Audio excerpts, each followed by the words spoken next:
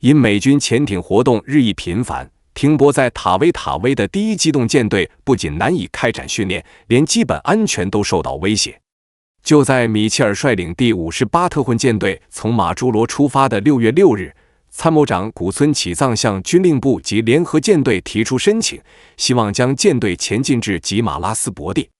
然而，东京迟迟未作回复，直至6月10日，古村再次请示。次日，马里亚纳群岛突然遭到美军舰载机大规模空袭。12日，古村第3次致电东京，他指出，11日及今日敌机动部队空袭塞班，尤其今日航母兵力与空袭规模最大。虽判断敌军未必立即实施登陆作战，但我部仍需训练航空队并接收从达沃飞抵的补充飞机。此外，我们认为敌军后续有进攻马里亚纳的可能。为更便于捕捉战机，舰队拟于13日9点从塔威起航，向吉马拉斯转移。此时，东京方面正在研判美军的主攻方向。考虑到吉马拉斯更靠近未来可能爆发战斗的帕劳、比亚克和马里亚纳等区域，经丰田同意后，草鹿于当日回电批准了这一行动。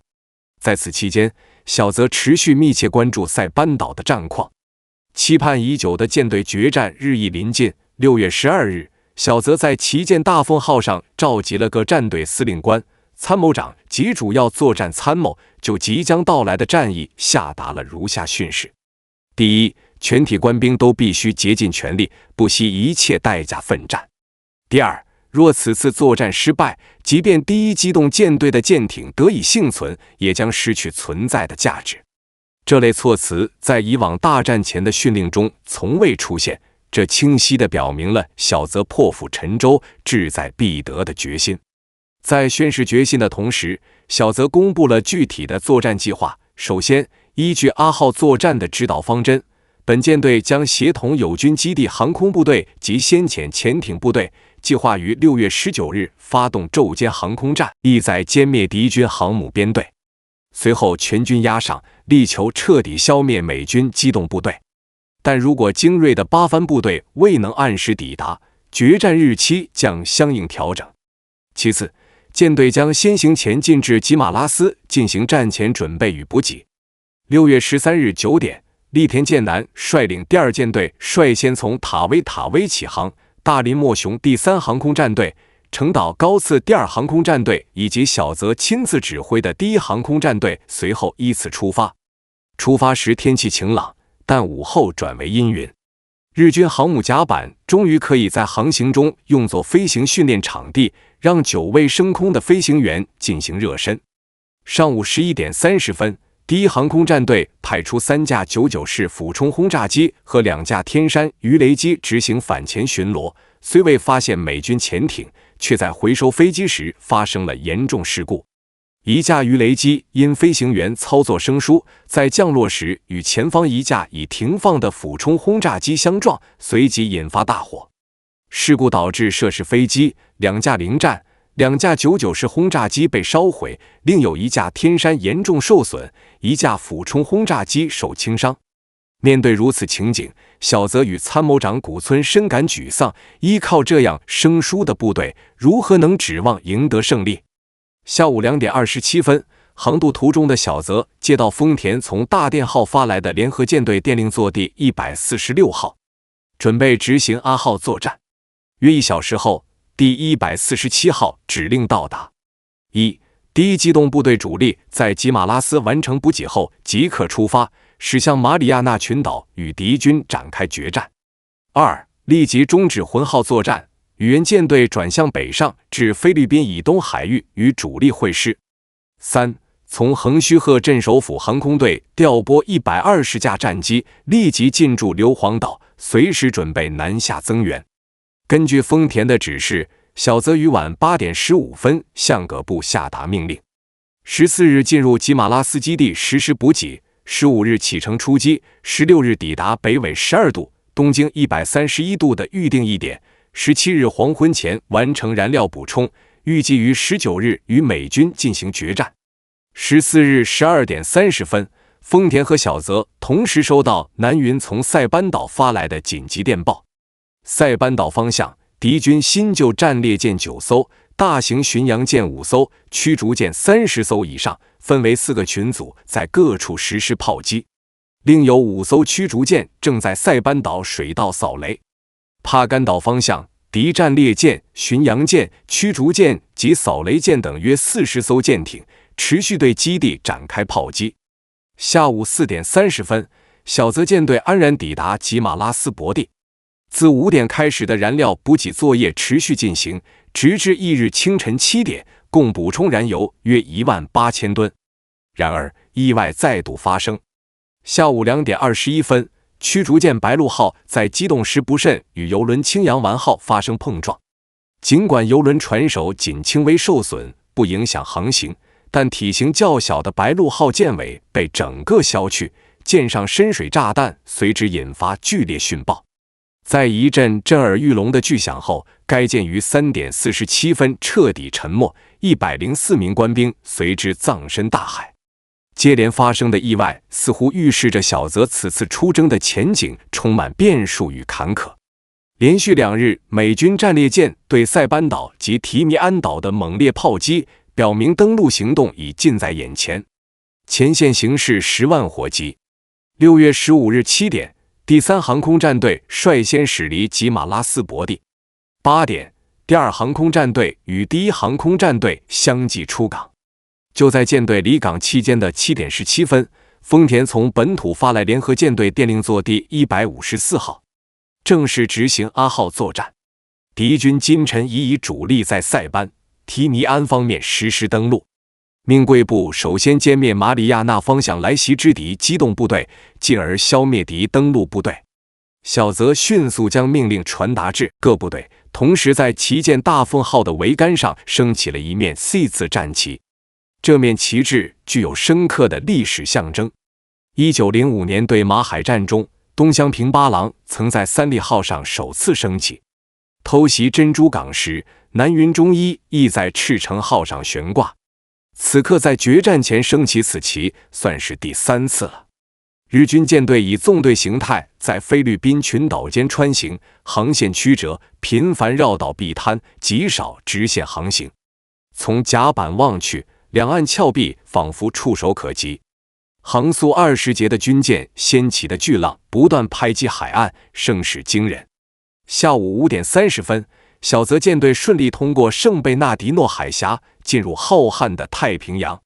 待到舰队由纵队变换为警戒阵型时，暮色已沉，小泽部队逐渐隐没于夜色之中。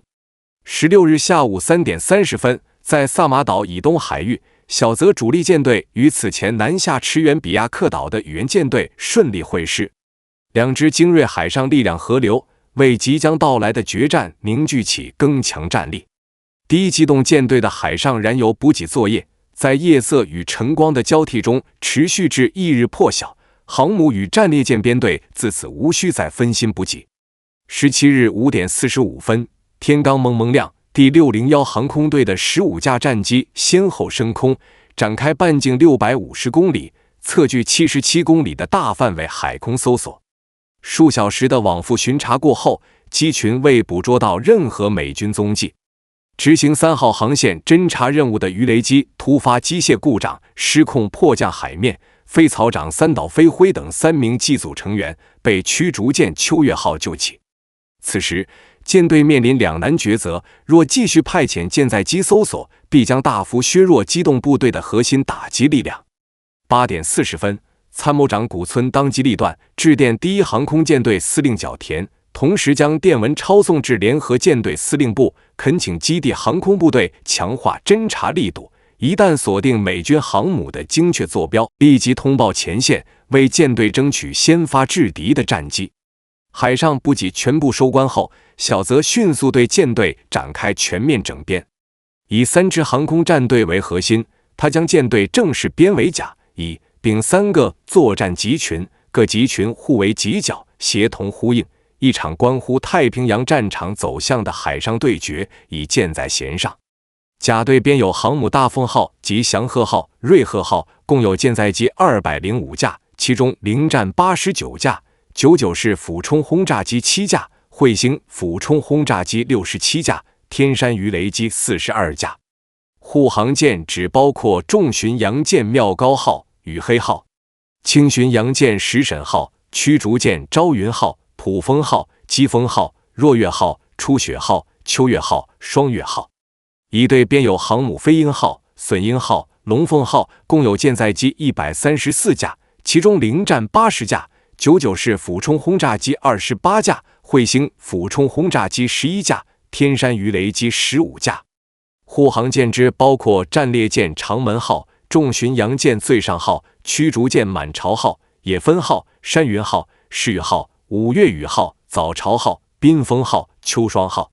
丙队也称前卫部队，编有航母瑞凤号、千岁号和千代田号，共有舰载机87架，其中零战61架，97式鱼雷攻击机17架，天山鱼雷机9架。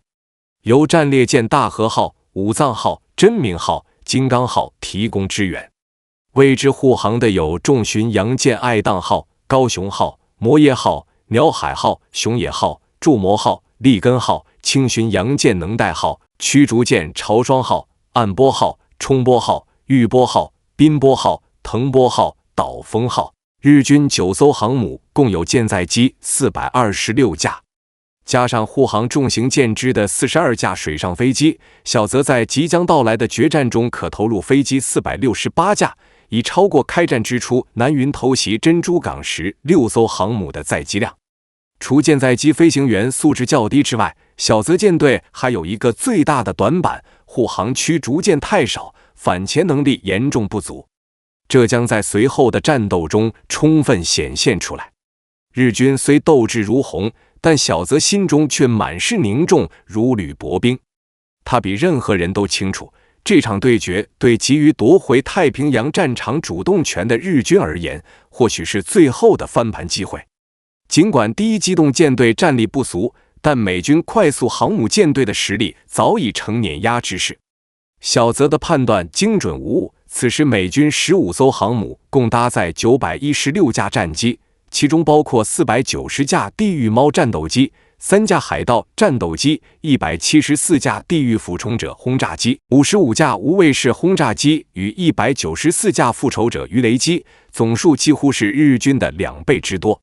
身处绝对兵力劣势，小泽却并未放弃。他坚信日军手握7大有利条件，足以与美军放手一搏。第一，占据主场优势。航母舰队可直接依托塞班岛、提尼安岛与关岛的陆上机场获得补给与支援。第二，航线隐蔽性强。小泽与宇垣两支舰队的航行路线均避开了马努斯岛美军侦察机的活动范围，能最大程度隐藏行踪。第三，陆基战机补强战力。若与角田部队不少于500架的陆基战机会合，日军战机总数将与美军基本持平。小泽甚至预判，在决战正式打响前，角田部队能先消耗美军1/3以上的航母战力。第四，陆基战机侦察优势显著。相较于舰载机，陆基战机航程更远，滞空时间更长，执行侦察搜索任务时更具优势。小泽寄望角田部队能精准捕捉美军动向，让机动部队省下更多战机用于主攻。然而小泽此时尚不知情，在他率舰队奔赴战场的途中，角田麾下的陆基战机部队已在美军的猛烈扫荡中全军覆没，能为他提供的支援几乎为零。第五，风向条件有利。决战大概率将在马里亚纳群岛以东海域打响。6月菲律宾海盛行的东南风对向东航行的日军舰队极为有利，航母可在放飞舰载机的同时持续逼近敌舰，而美军则恰好处于逆风位置，行动受限。第六，摸透对手战术风格。小泽从太平洋海战经验中深知，美军将领斯普鲁恩斯深谋远虑，打法谨慎，大概率不会主动出击，而是会在塞班岛登陆区附近占据掩护阵位。如此一来，日军舰载机航程较远的优势便能充分发挥。第七，美军存在战术掣肘。准确情报显示，美军此次核心任务是登陆作战，需分兵保护大批运输船与滩头阵地，斯普鲁恩斯势必投鼠忌器。日军则无此顾虑，可集中全部战力投入决战。小泽的底气更源于他结合日军自身特质，量身打造的专属决胜战术——大名鼎鼎的穿梭轰炸战术。他跳出传统空战思维，将大炮巨舰的远程压制理念融入航空作战，提出了以远距离攻击为核心的作战构想。日机向来以防护薄弱为短板，机身装甲的精简并非刻意牺牲飞行员，核心目的是减重增程，既换取更远的续航里程，也能提升空中格斗的机动性。而这一点也造就了日军舰载机航程远超美军的既定事实。美军舰载机因极度重视机身与油箱的装甲防护，机体重量偏大，实际攻击半径通常不超过460公里。反观日军战机，攻击半径可直逼640公里，续航优势极为显著。小泽的核心盘算十分明确，若日军舰队能始终蛰伏在美军舰载机作战半径之外，便可让美军的火力优势彻底落空，自己则牢牢掌握战场主动。这正是穿梭轰炸战术的精髓所在。常规海战中，舰载机因缺乏中途补给中继站，实际攻击半径往往低于理论值，还需预留足量燃油应对空战与返航。但此次战役里，关岛、塞班岛的陆基机场成为天然补给枢纽，彻底打破续航局限，让日军战机的航程优势得以最大化释放。其战术操作流程清晰且极具针对性，攻击机群从接近640公里的极限距离升空，完成对美军舰队的突袭后，无需返航，直接转降塞班岛、提尼安岛或关岛的陆基机场。经陆基部队快速补油挂弹后，立即掉头，再度发起第二轮攻击，最终返回航母休整。这套穿梭作战模式，相当于将日机的实际攻击半径直接翻倍。美军舰载机因航程不足，根本无法触及日军舰队核心，只能陷入被动防御的窘境。在小泽的预判里，此战日军已胜券在握。小泽向来冷静内敛，每逢大事必深思熟虑，谋定而后动。他早已对战场态势做出精准预判，为守护登陆船队的安全，美军舰队大概率会在马里亚纳群岛附近海域部署，形成背靠岛屿、固守阵位的防御格局。若战局真如预判般发展，他麾下的战机只需转向近在咫尺、几乎触手可及的塞班岛诸岛陆基机场，即可完成休整。更关键的是，美军此刻处于明处，部署位置相对固定，而日军舰队则隐于暗处，航线飘忽不定。这种明守暗攻的态势，让日军的突袭极有可能达成出其不意的效果，此战的胜算无疑又增添了一分。除此之外，小泽还精心设计了一套诱敌深入的战术配合，以两支主力部队将始终与美军舰队保持640公里以上的安全距离，而栗田率领的前卫部队则会推进至距敌480公里处，恰好比主力舰队突前160公里，形成梯次部署。栗田部队的核心任务堪称双重诱饵，一方面通过主动暴露行踪，引诱美军航母舰队前来追击，从而精准锁定其坐标，为后方主力部队创造后发制人的绝佳战机。另一方面，若美军舰载机发起攻击，这支前卫舰队将凭借强大的舰炮火力在中途拦截，为主力部队构筑起一道火力屏障，大幅减轻其防空压力。这也正是前卫部队配备4艘战列舰与8艘重巡洋舰的关键原因。在小泽的战术构想中，角田部队的高强度侦察将成为关键支撑，确保他能实时掌握美军动向，始终维持敌我之间的理想距离。从纸面规划来看，这套战术环环相扣，逻辑严密，堪称完美。然而，命运却给小泽开了2个致命玩笑。其一，日军飞行员堪忧的实战水平，从根本上打乱了这套精密战术的执行节奏。其二，让小泽始料未及的是，在他的主力舰队抵达战场之前，角田麾下的陆基航空力量已在美军的持续扫荡中全军覆没，原本寄望于角田部队消耗美军1/3航空兵力的设想，彻底沦为空谈，整个战术体系的核心支撑就此崩塌。率先暴露行踪的，终究还是日军舰队。13日，第1机动舰队刚驶离塔威，便被在邦奥海域巡航的美军潜艇普闪鱼号锁定踪迹。艇长马歇尔·奥斯汀即刻向珍珠港发回紧急接敌通报，侦测到至少6艘航母、4艘战列舰、5艘重巡洋舰、1艘轻巡洋舰及2艘驱逐舰驶离塔威，航向未知。尼米兹接到通报后，立即将日军主力舰队已倾巢出动的关键情报同步电传至斯普鲁恩斯、特纳与米切尔3位前线指挥官手中。太平洋战场的决战序幕尚未正式拉开，美军便已凭借潜艇的隐蔽侦察抢占了情报先机。6月14日清晨，米切尔向斯普鲁恩斯发出提醒，日军舰队大概率已着手集结，可能会在17日对美军发起突袭。他提议在日军主力抵达前，按原定部署派出第1、第4特混大队空袭硫磺岛，切断日军来自北方的增援通道。若侦测到日军机动部队有提前逼近马里亚纳群岛周边海域的迹象，便即刻召回这2支大队。因美军舰载机活动半径有限，难以拓展侦察覆盖范围，米切尔向斯普鲁恩斯提出请求，由第57特混舰队调配水上飞机母舰推进至塞班岛附近海域，派出 PBM 水手水上飞机对塞班岛以西海域展开大范围侦察，实时掌握日军主力舰队的航行动向。根据潜艇发回的报告，斯普鲁恩斯判断日军主力舰队17日前无法对美军舰队构成直接威胁，便同意米切尔的建议，同时命令第58特混舰队从次日起实施空中搜索，以覆盖日军舰队向东机动的所有可能区域。采纳米切尔的作战建议后，斯普鲁恩斯即刻向第57特混舰队司令官胡佛下达命令，火速派遣水上飞机母舰巴拉德号搭载一个中队共6架 PBM 水上飞机前出至塞班岛附近海域，全程听从特纳的调度指挥。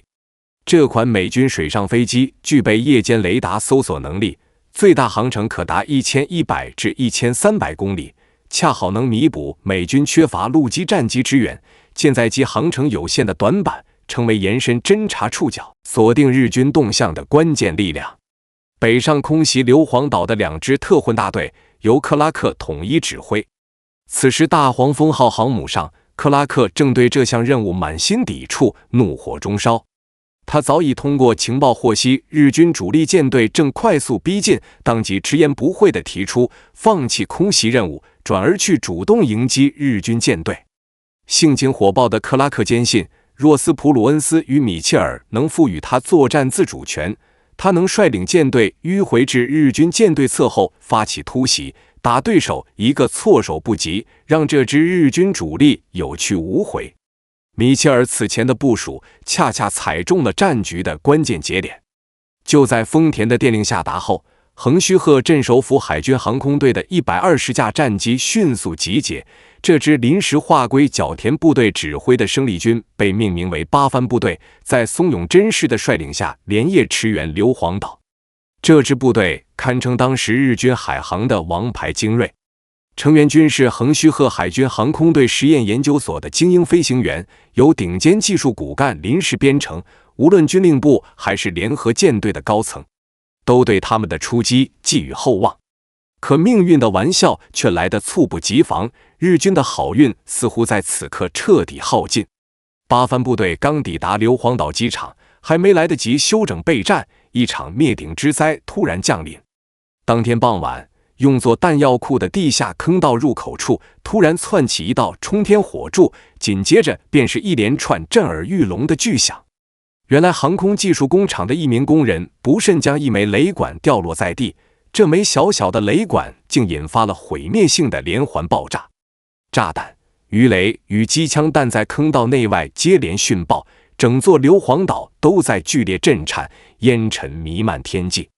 短短时间内，40架刚抵达的精锐战机便被炸毁得支离破碎。日军还没从这场意外的浩劫中回过神来，尚未展开善后清理，美军的航母编队已然杀到眼前，将绝境中的日军彻底卷入被动。6月15日正午，克拉克率领的2个大队悄然逼近硫磺岛以东217公里的预定作战海域。尽管海面风浪翻涌，能见度极差，克拉克仍果断下令率先放飞44架地狱猫战斗机，计划在复仇者鱼雷机与地狱俯冲者轰炸机发起主攻前，先行扫清硫磺岛及周边岛屿的日军防空力量与空中威胁。恶劣天气同样给日军造成了致命困扰，驻扎在硫磺岛的近100架日机，仅有寥寥数架能仓促升空迎战。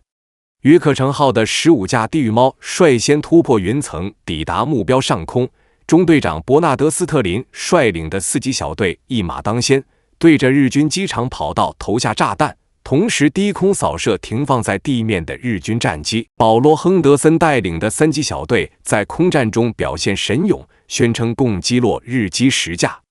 然而，胜利的背后伴随着代价。亨德森在战斗结束后离奇失踪，再也没有返回航母。另有1架地狱猫被日军密集的防空炮火击中坠毁，为这场突袭战染上了悲壮的色彩。大黄蜂号战斗机中队中队长威廉·迪恩秉持灵活作战理念，特意挑选了8架此前未尝胜绩的地狱猫战机出击，让飞行员们借实战积累经验。而久未开张的劳埃德·巴纳德上尉这天突然迎来战力爆发，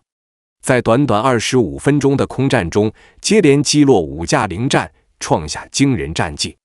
整支中队此次出击共斩获17架敌机，仅付出1架地狱猫被日军高射炮火击落的轻微代价。当埃塞克斯号战斗机中队抵达战场时，天空中的日机已所剩无几，他们仅取得3架击落战果。综合各中队上报数据，美军此次空袭共击落日机41架，但日军第301航空队的战报却呈现出更残酷的真相。当时仅出动了18架零战，其中17架被美军击落，16名飞行员当场阵亡，整支部队几乎全军覆没。时间来到12点30分，埃塞克斯号与兰利号相继发力，共出动18架地狱俯冲者轰炸机与19架复仇者鱼雷机，对硫磺岛的日军机场及地面军事设施实施精准轰炸，机场跑道、弹药库等关键目标遭到严重破坏。12点58分，第1大队紧随其后，派出37架地狱俯冲者与29架复仇者，将轰炸目标转向副岛的日军阵地。在2轮轰炸行动中，美军损失了1架轰炸机、2架鱼雷机，另有1架轰炸机与1架鱼雷机因受伤过重在海上迫降，还有3架受损严重的战机返航后因无法修复被直接推入大海。这场酣畅淋漓的空中猎杀不仅重创了硫磺岛的日军航空力量，更彻底切断了日军从北方增援马里亚纳群岛的空中通道，为美军后续的登陆作战扫清了关键障碍。6月16日清晨，天气突然恶化，这种恶劣天气使美军航母上的舰载机根本无法安全起降。中午天气略有转好，美军抓住这宝贵的窗口期，发起对硫磺岛和副岛的轰炸。当美军机群抵达目标上空时，迎接他们的是前所未有的猛烈防空炮火。日军在硫磺岛上早已部署了密集的高射炮阵地，炮弹在空中炸出一朵朵黑色的死亡之花。当天，美军损失飞机多达12架。此时，岛上剩余的日机也在美军的轰炸下灰飞烟灭。日军原计划派出29架零战增援硫磺岛，但因天气恶劣，这些战机在中途被迫返航，未能参战。虽然弹痕累累的机场跑道很快得到修复，但再没有飞机能从这起飞支援小泽和角田的作战。至此，硫磺岛和副岛的空中力量彻底瘫痪。完成空袭任务后，克拉克率2个航母大队向塞班岛以西海域快速返航，试图尽快与米切尔会合。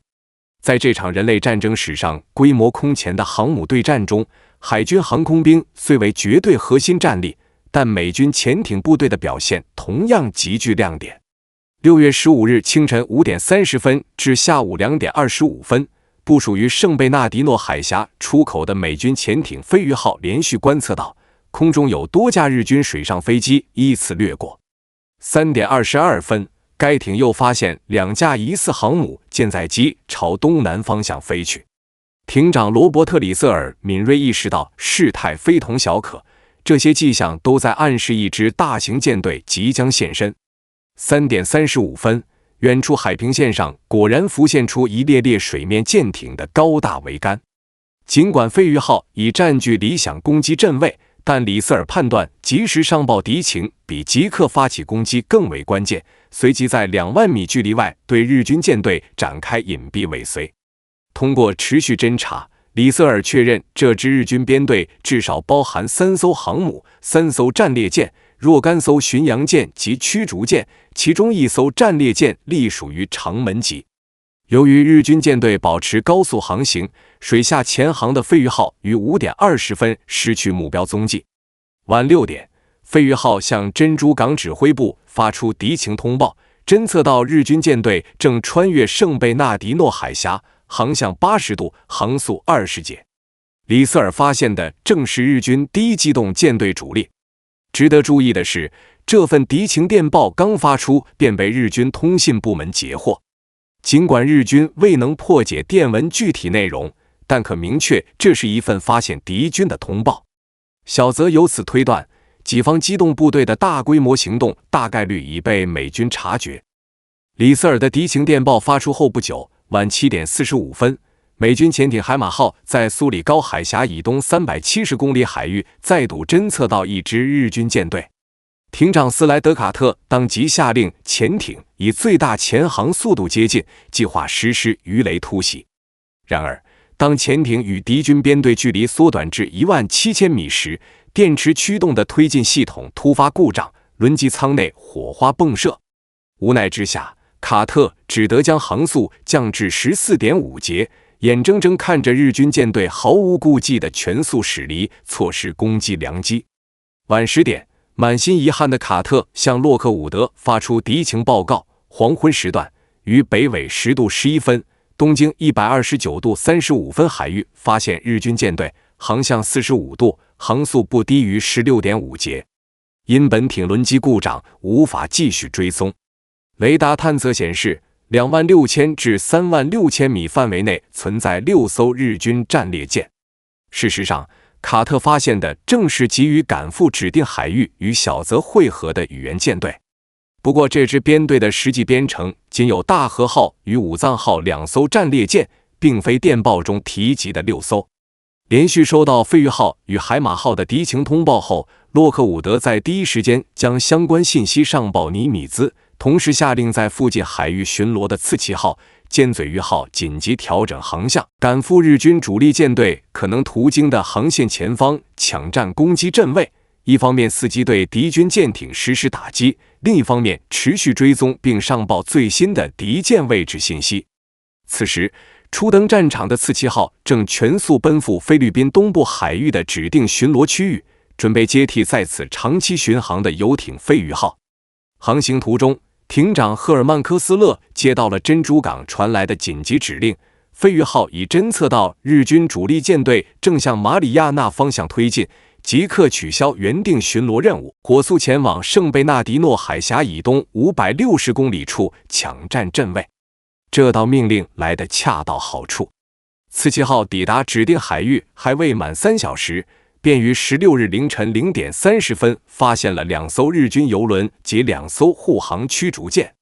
科斯勒当即下令潜艇下潜，暗中搜寻攻击良机。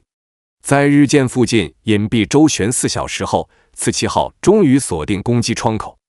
未曾想，一艘日军驱逐舰此时察觉了潜艇的踪迹，迅速逼近并投放深水炸弹。科斯勒被迫下令紧急身前规避打击。日军驱逐舰在潜艇疑似活动区域持续巡逻许久，最终无功而返。当刺旗号再度上浮至海面时，目标早已不见踪影。错失攻击良机虽令人惋惜，但科斯勒仍第一时间上报了侦测情况。在空旷无垠的海域突然出现2艘游轮，这一异常迹象明确表明附近必然有日军主力舰队活动。洛克伍德随即向科斯勒下达新指令，取消与飞鱼号的换班计划，要求保持追踪，伺机突袭，及时通报。与此同时，洛克伍德将这一情况同步通报给附近海域的3艘美军潜艇，要求各艇提高警戒。接到命令的刺旗号立刻全速展开追击，途中至少3次遭遇日机凌空侦察，迫使科斯勒多次下令紧急下潜规避。受此干扰，刺旗号最终还是遗憾地失去了目标踪迹。2支编有航母与战列舰的日军舰队驶入菲律宾海的情报迅速传至第5舰队旗舰印第安纳波利斯号。令多数人意外的是，斯普鲁恩斯面对日军大规模来袭的态势，神情异常沉稳。在此之前，他对日军是否会倾尽全力出击心存疑虑，而潜艇部队传回的一系列情报彻底扭转了他的判断。随后，斯普鲁恩斯离开旗舰，搭乘小艇前往特纳的指挥舰洛基山号。航行途中，他目睹了大批体型臃肿的运输船以及往来穿梭、正持续向岸上输送物资的登陆艇。这些舰船看起来毫无防护能力，若米切尔麾下的舰队无法提供充足掩护，他们极有可能成为日军攻击的绝佳目标。尽管运输船队周边配备了多艘老式战列舰与护航航母，但这些舰艇的航速实在迟缓，一旦与日军舰队遭遇，极易陷入被动境地。更关键的是，奥登尔多夫所部的核心任务是支援岛上地面作战，麾下战列舰主要搭载的是用于对岸轰击的高爆弹，适配海战的穿甲弹储备量十分有限。而护航航母本身几乎未配备鱼雷与穿甲弹，他们的核心使命是依靠有限的舰载机投放薄壳高爆弹，为岸上部队提供火力支援。洛基山号指挥里，斯普鲁恩斯见到了特纳、霍兰与双方参谋长亦在场。斯普鲁恩斯直言，日军舰队正从后方逼近，我对运输船队的安全忧心忡忡，能否将这些船只转移到东侧更安全的海域？特纳当即回应无法执行。彼时塞班岛岸上战斗正酣，运输船上装载着登陆部队急需的弹药与补给物资，绝不能贸然撤离。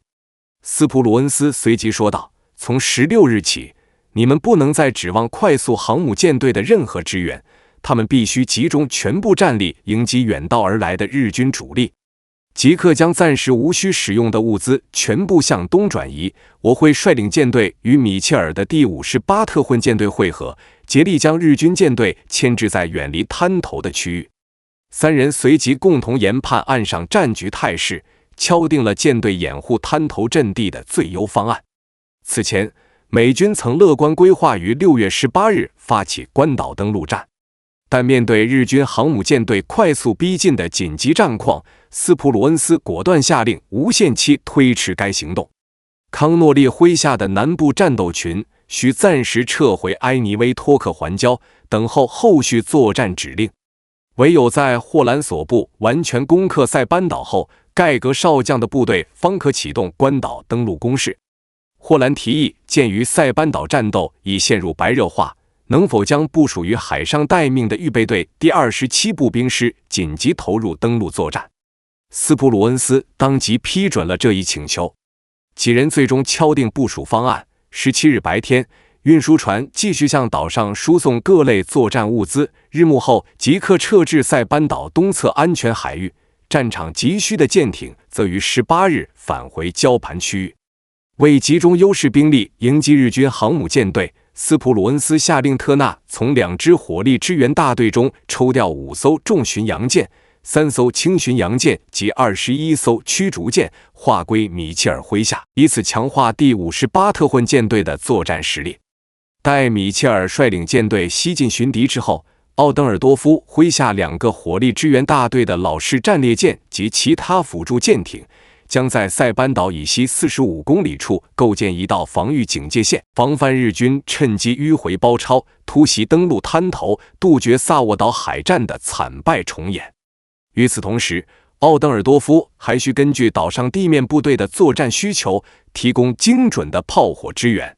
部署于塞班岛以西海域的护航航母将持续为运输船队提供空中掩护，并为地面部队提供必要的空中火力支援。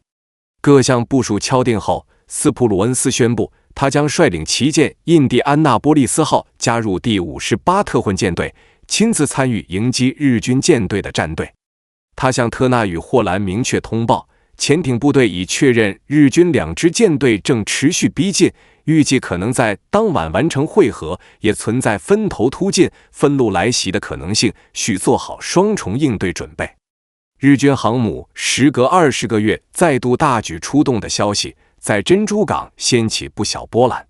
在太平洋舰队作战室内召开的敌情研判会上，已升任舰队副司令官的陶尔斯指出，日军此次行动暗藏一项潜在优势，若小则舰队驶入塞班岛周边1100公里范围，而美军第58特混舰队恰好位于日军与岛屿之间，小则极有可能实施穿梭轰炸战术。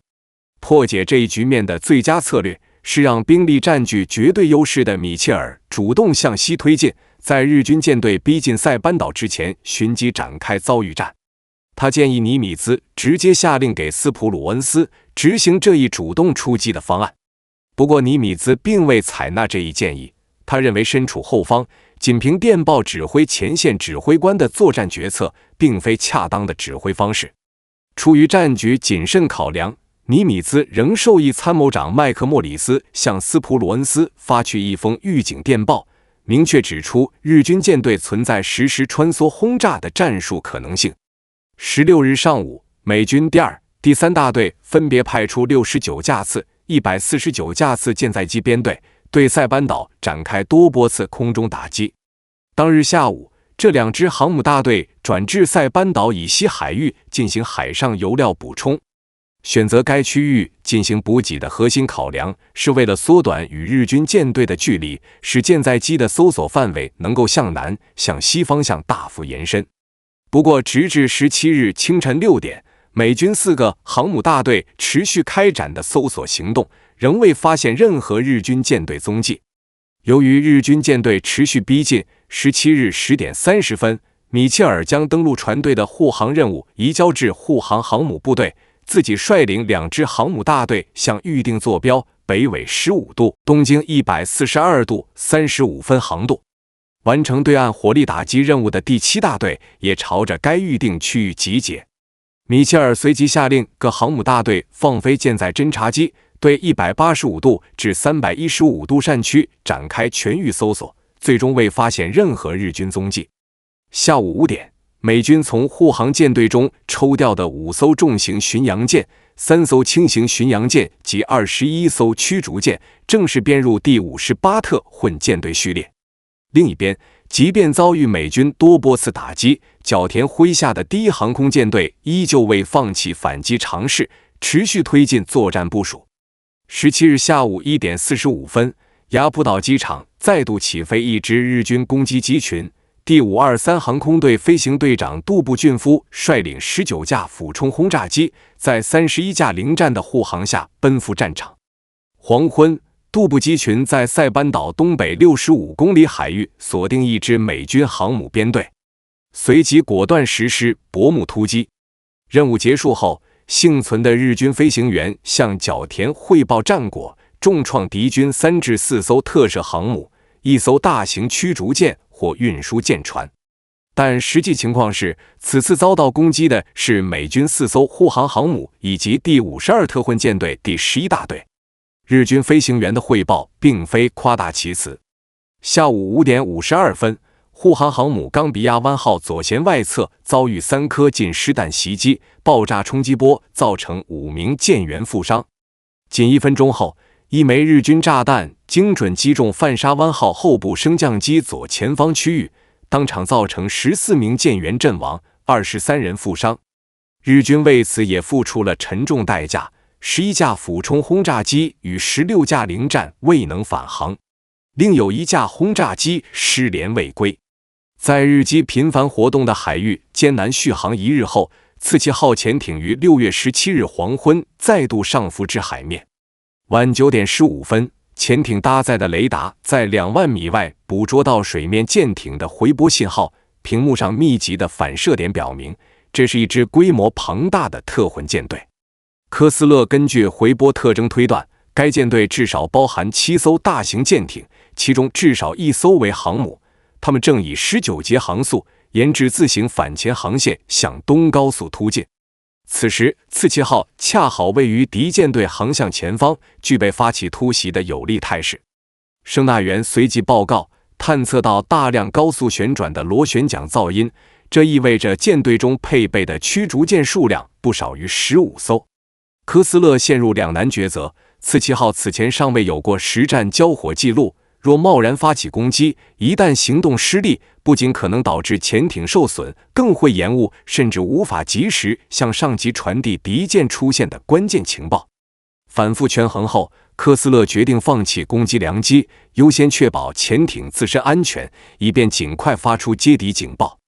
在随后的1个多小时里，次期号始终潜伏于水下90米深处，一边通过声纳技术上方驶过的敌舰桅杆数量，一边竭力规避反潜探测，隐蔽自身行踪。午夜时分，当潜望镜中再也看不到敌舰的影子后，科斯勒下令潜艇上浮。18日凌晨2点21分，次期号向洛克伍德发出了发现日军特混舰队的紧急报告。在收到潜艇发回的消息后，洛克伍德随即通知了所有潜艇，作战海域至少有2支日军舰队，所有潜艇指挥官可以先斩后奏。子夜过后，科斯勒下令潜艇浮出水面，以最高速度追击敌人。谁也不会料到，初出茅庐的次期号很快将获得令人瞠目结舌的辉煌战绩。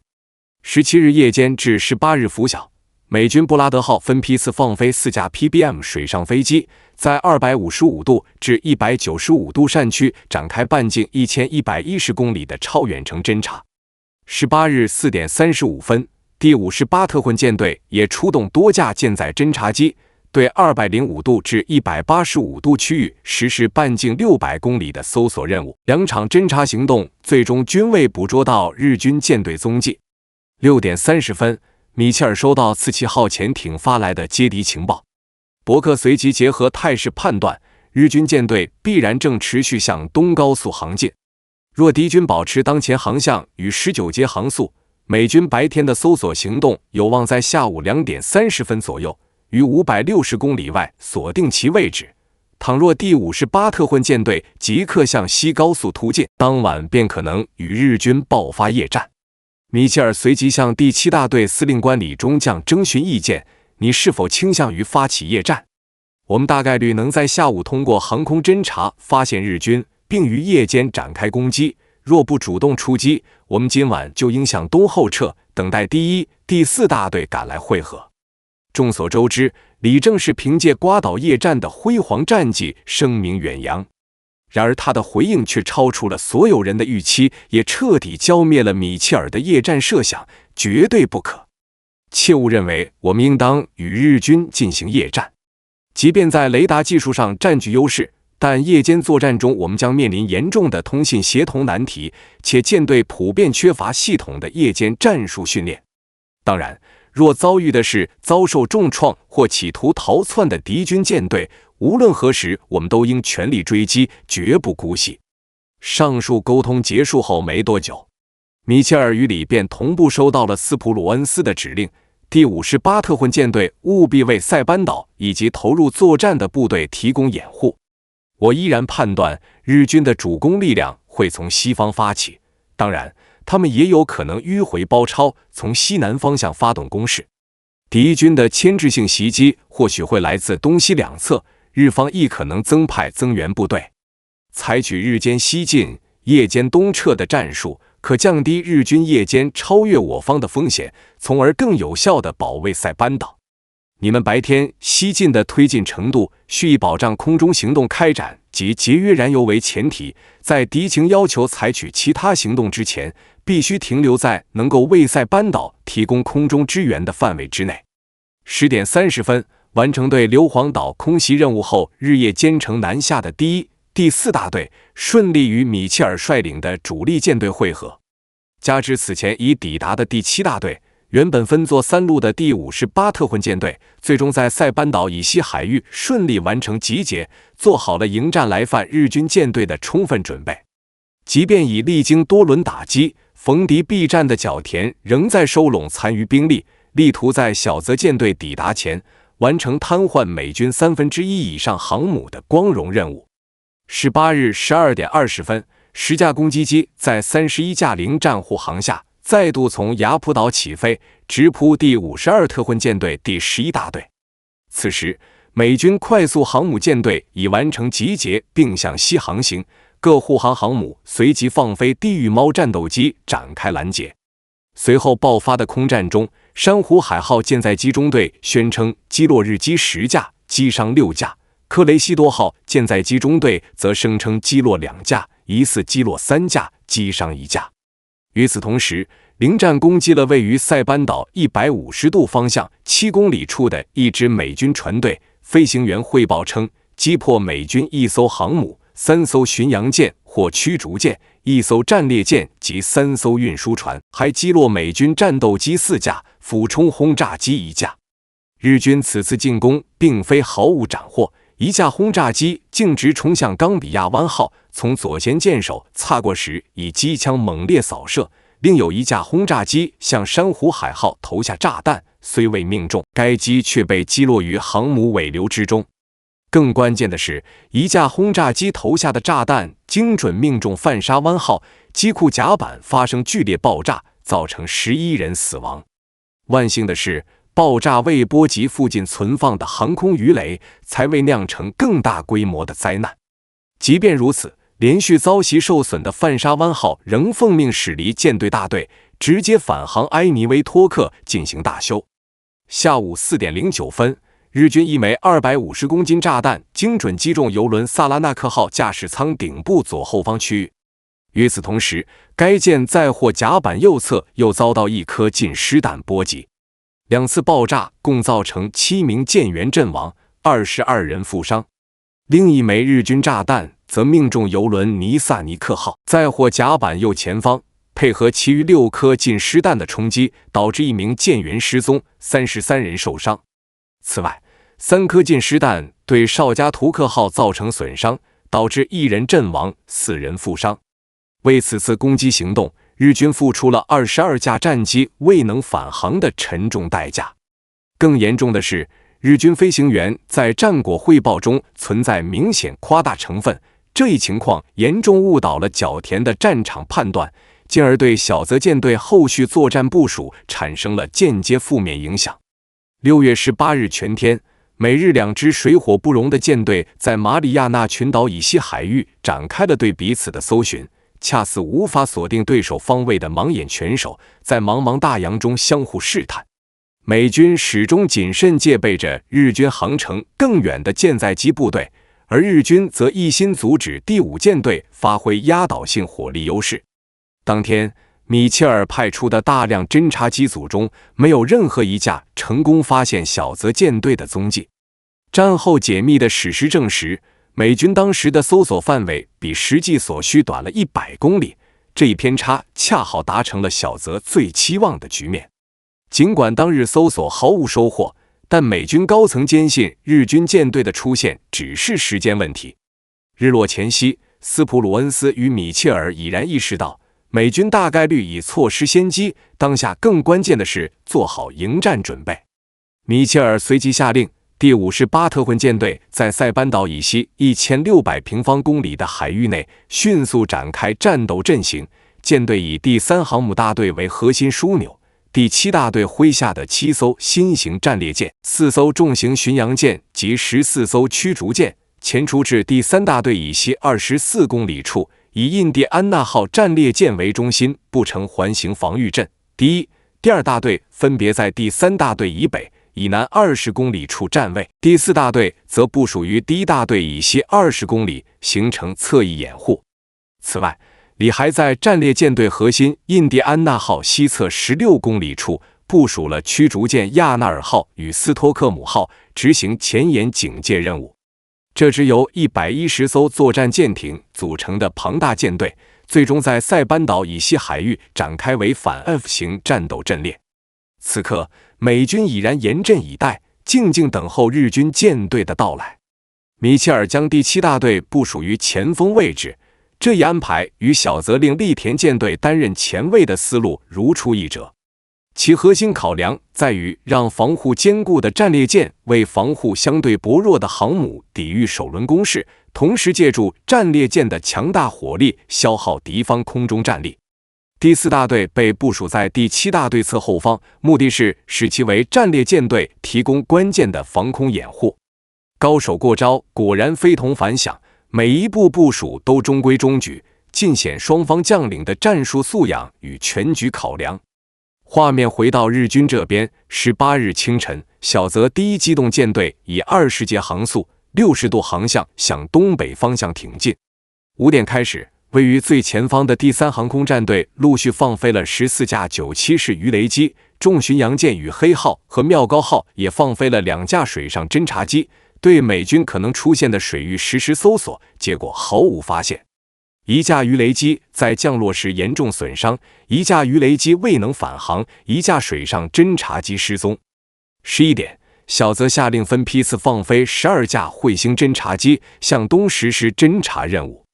搜索半径覆盖740至820公里，测距设定为74公里。下午2点02分，负责94度航线侦察的13号机率先发现美军舰队踪迹，机长兼侦察员横山莫义随即紧急发回接敌电报，侦察到美军舰队，暂未确认航母具体方位。2点15分，横山再次传回侦察报告，称发现另一支美军舰队，航母数量暂无法核实。半小时后，他又捕捉到新的目标信号，补充汇报，敌军兵力包含数艘航母、2艘战列舰，其余舰艇数量不明。在此期间，这架侦察机遭到1架地狱猫的追击，风挡玻璃被击损，但横山凭借娴熟操控成功摆脱。晚6点30分，该机顺利返航。执行105度方向侦察任务的17号侦察机，自下午1点30分起先后发回发现敌军的情报。其中3点09分的电文显示，侦察到包含航母在内的美军舰队，航母数量暂未明确，其余各类舰船约10艘以上。4点10分，该机再次发报，美军舰队分为3个舰艇集群，第1集群配备萨拉托加级航母2艘，驱逐舰10至15艘，第2集群含航母2艘，伴随舰船10余艘。3支美军舰艇编队均保持向西航行态势。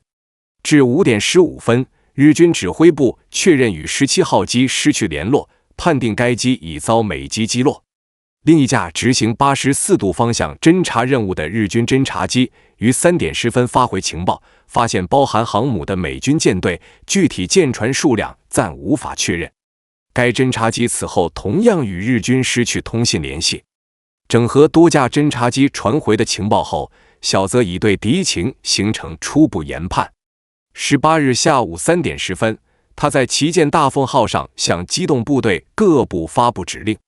其一，判定敌机动部队于2点位于硫磺岛220度方向650公里海域；其二，主力舰队先暂时转移规避，随后转向北上，计划于次日清晨巡歼北方美军舰艇，再转而歼灭东北方向的敌机动部队。3点35分及50分，小泽连续下达第17号、第18号作战命令，针对19日机动部队的接敌流程与侦察搜索任务作出详细部署。行动最为急切的是第3航空战队司令官大林默雄。获悉美军航母编队现身的情报后，他于3点30分迫不及待地从千代田号航母弹射起飞22架作战飞机，其中包含15架战斗轰炸机、3架天山攻击机、4架零战，临时编组为第101攻击队，奉命前往搜索并突击美军航母。飞行员接到特别指令，完成攻击任务后直接飞往关岛奥罗特机场降落，以规避夜间航母着舰的风险。第1机动舰队司令部驳回了大林的作战计划。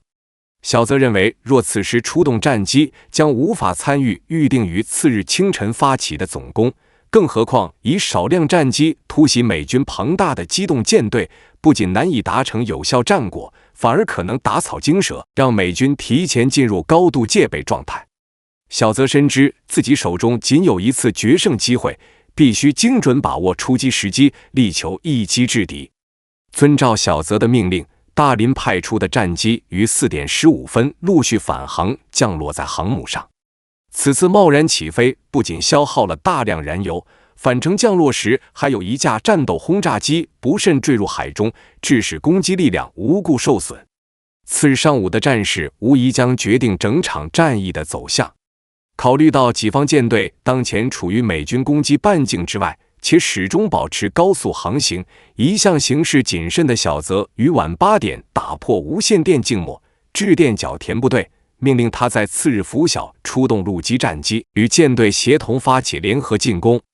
然而，这一无线电波刚发出，便被珍珠港情报中心精准截获。入夜，所有空中行动已悉数终止。米切尔无需再受信封限制，随即下令舰队向西高速航行，缩短与日军舰队的距离，确保次日能将敌方纳入攻击范围。晚11点，第58特混舰队处于北纬14度27分、东经142度06分海域，航向设定为80度，航速保持17节。参谋人员测算，至次日凌晨4点，舰队与日军的间距将缩减至370公里。这个距离足以支撑地狱猫战斗机与复仇者鱼雷机发起拂晓突袭。另一边，斯普鲁恩斯于晚9点收到珍珠港发来的紧急电报，太平洋舰队情报部门的高频测向分队通过三角定位发现，在第58特混舰队西南偏西570公里处出现了日军无线电信号。斯普鲁恩斯对此持怀疑态度，他认为该信号绝不可能来自日军核心机动部队，这类违反无线电静默纪律的情况几乎不可能发生，更可能是日军设下的调虎离山。日军大概率会派出牵制兵力，将美军舰队主力诱离登陆区域，再以主力部队从侧翼迂回突袭登陆船队。考虑到美军此次战役的首要目标是夺取岛屿，而非歼灭联合舰队，斯普鲁恩斯最终决定让第58特混舰队维持纯粹的防御姿态，将战役节奏的主导权交给日军。晚9点45分，米切尔也收到了珍珠港发来的电报，参谋人员立刻在海图上标注出信号源位置，判定日军舰队位于第58特混舰队西南方向660公里处。此时美军的处境极为不利，当天下午执行搜索与巡逻任务的美军战机已多次与日军战机遭遇，并成功击落敌机。米切尔据此判断，日军必定已经掌握了己方舰队的精确位置，再加上日军燃油储备不足，急于求战，大概率会从西方径直扑来。米切尔清楚小泽舰队的舰载机能够在美军舰载机作战半径之外发起攻击。倘若珍珠港的情报属实，他必须抓住天亮前的几小时窗口期全速西进，才能缩短至有效攻击距离。若是等到拂晓后再提速西进，必将错失战机。更棘手的是，菲律宾海的风向对美军不利。美军舰载机起飞时，各航母大队必须顶风向东航行，这反而会拉大与日军的距离。此外，米切尔还担忧，第58特混舰队与马里亚纳群岛的距离越近，就越靠近日军岸基航空基地，届时不仅可能遭遇日军陆基航空兵与舰载航空兵的两面夹击，还可能被敌方舰载机实施穿梭轰炸。权衡之下，米切尔认为，与其被动坐等敌军来攻，不如主动迎上前去展开对攻。晚11点25分，已被焦躁情绪困扰了一整天的米切尔通过 TBS 再次向斯普鲁恩斯发出请求，希望于19日1点30分驶入270度航道，以便能在5点左右发起攻击。斯普鲁恩斯觉得米切尔的判断略显草率，他认定日军除了直接奔赴战场，必定还暗藏其他图谋。此前的诸多证据已充分说明，来袭的日军舰队并非单一集群，而保障运输船队的安全才是此次行动的首要要务。针对米切尔的提议，斯普鲁恩斯于19日0点30分给出回复，维持当前态势方为最优选择。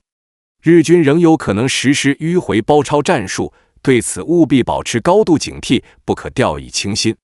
斯普鲁恩斯回绝了米切尔的出击请求，致使第58特混舰队陷入只能防御、无法主动进攻的被动局面。尽管心中满是憋屈，但既定任务仍需即刻推进。遵照米切尔的指令，19日凌晨1点24分，第3大队的企业号率先出动，放飞15架复仇者鱼雷机与10架地狱猫战斗机，对245度至270度方位的海域展开半径600公里的夜间雷达侦察，最终毫无收获。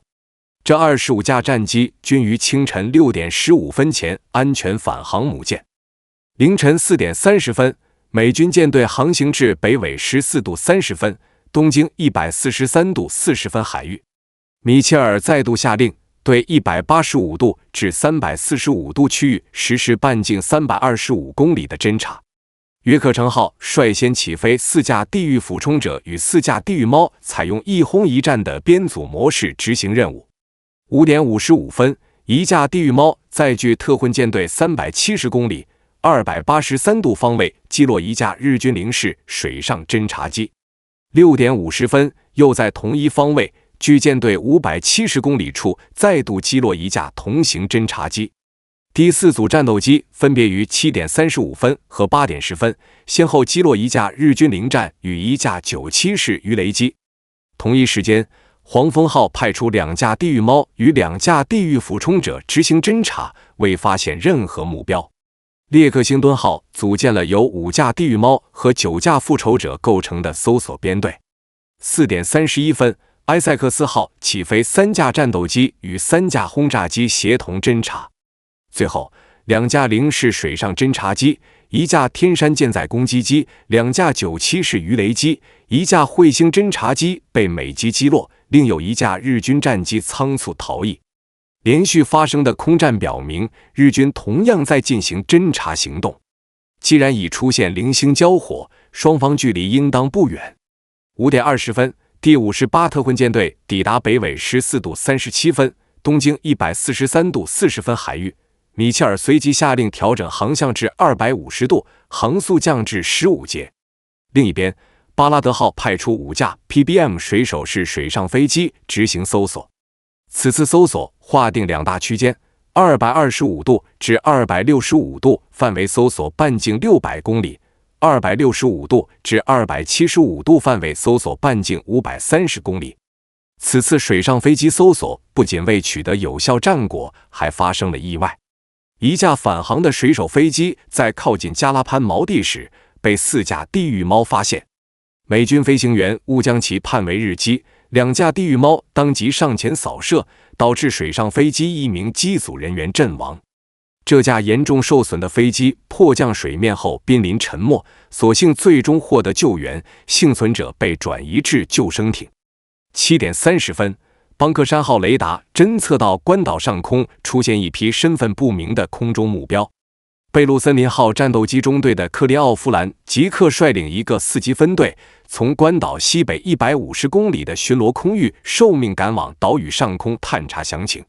行至距特混舰队170公里处时，机组察觉日军机群踪迹，随即就遭到4架零战拦截。首轮交火中，美军成功击落2架日机。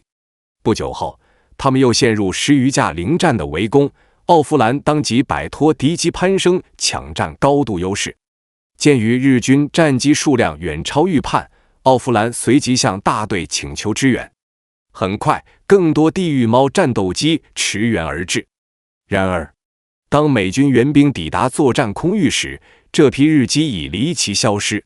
此后1小时内，美军雷达再度捕捉到信号，西南方向130公里处有大批不明目标朝关岛飞来。这批战机是从南方诸岛或特鲁克基地出发，前往增援关岛与罗塔岛的日军兵力。美军3个特混大队随即各出动12架地狱猫前往拦截，一场惨烈的空战随即打响。战斗持续至1小时后，所有参战战斗机奉命返航母舰才宣告结束。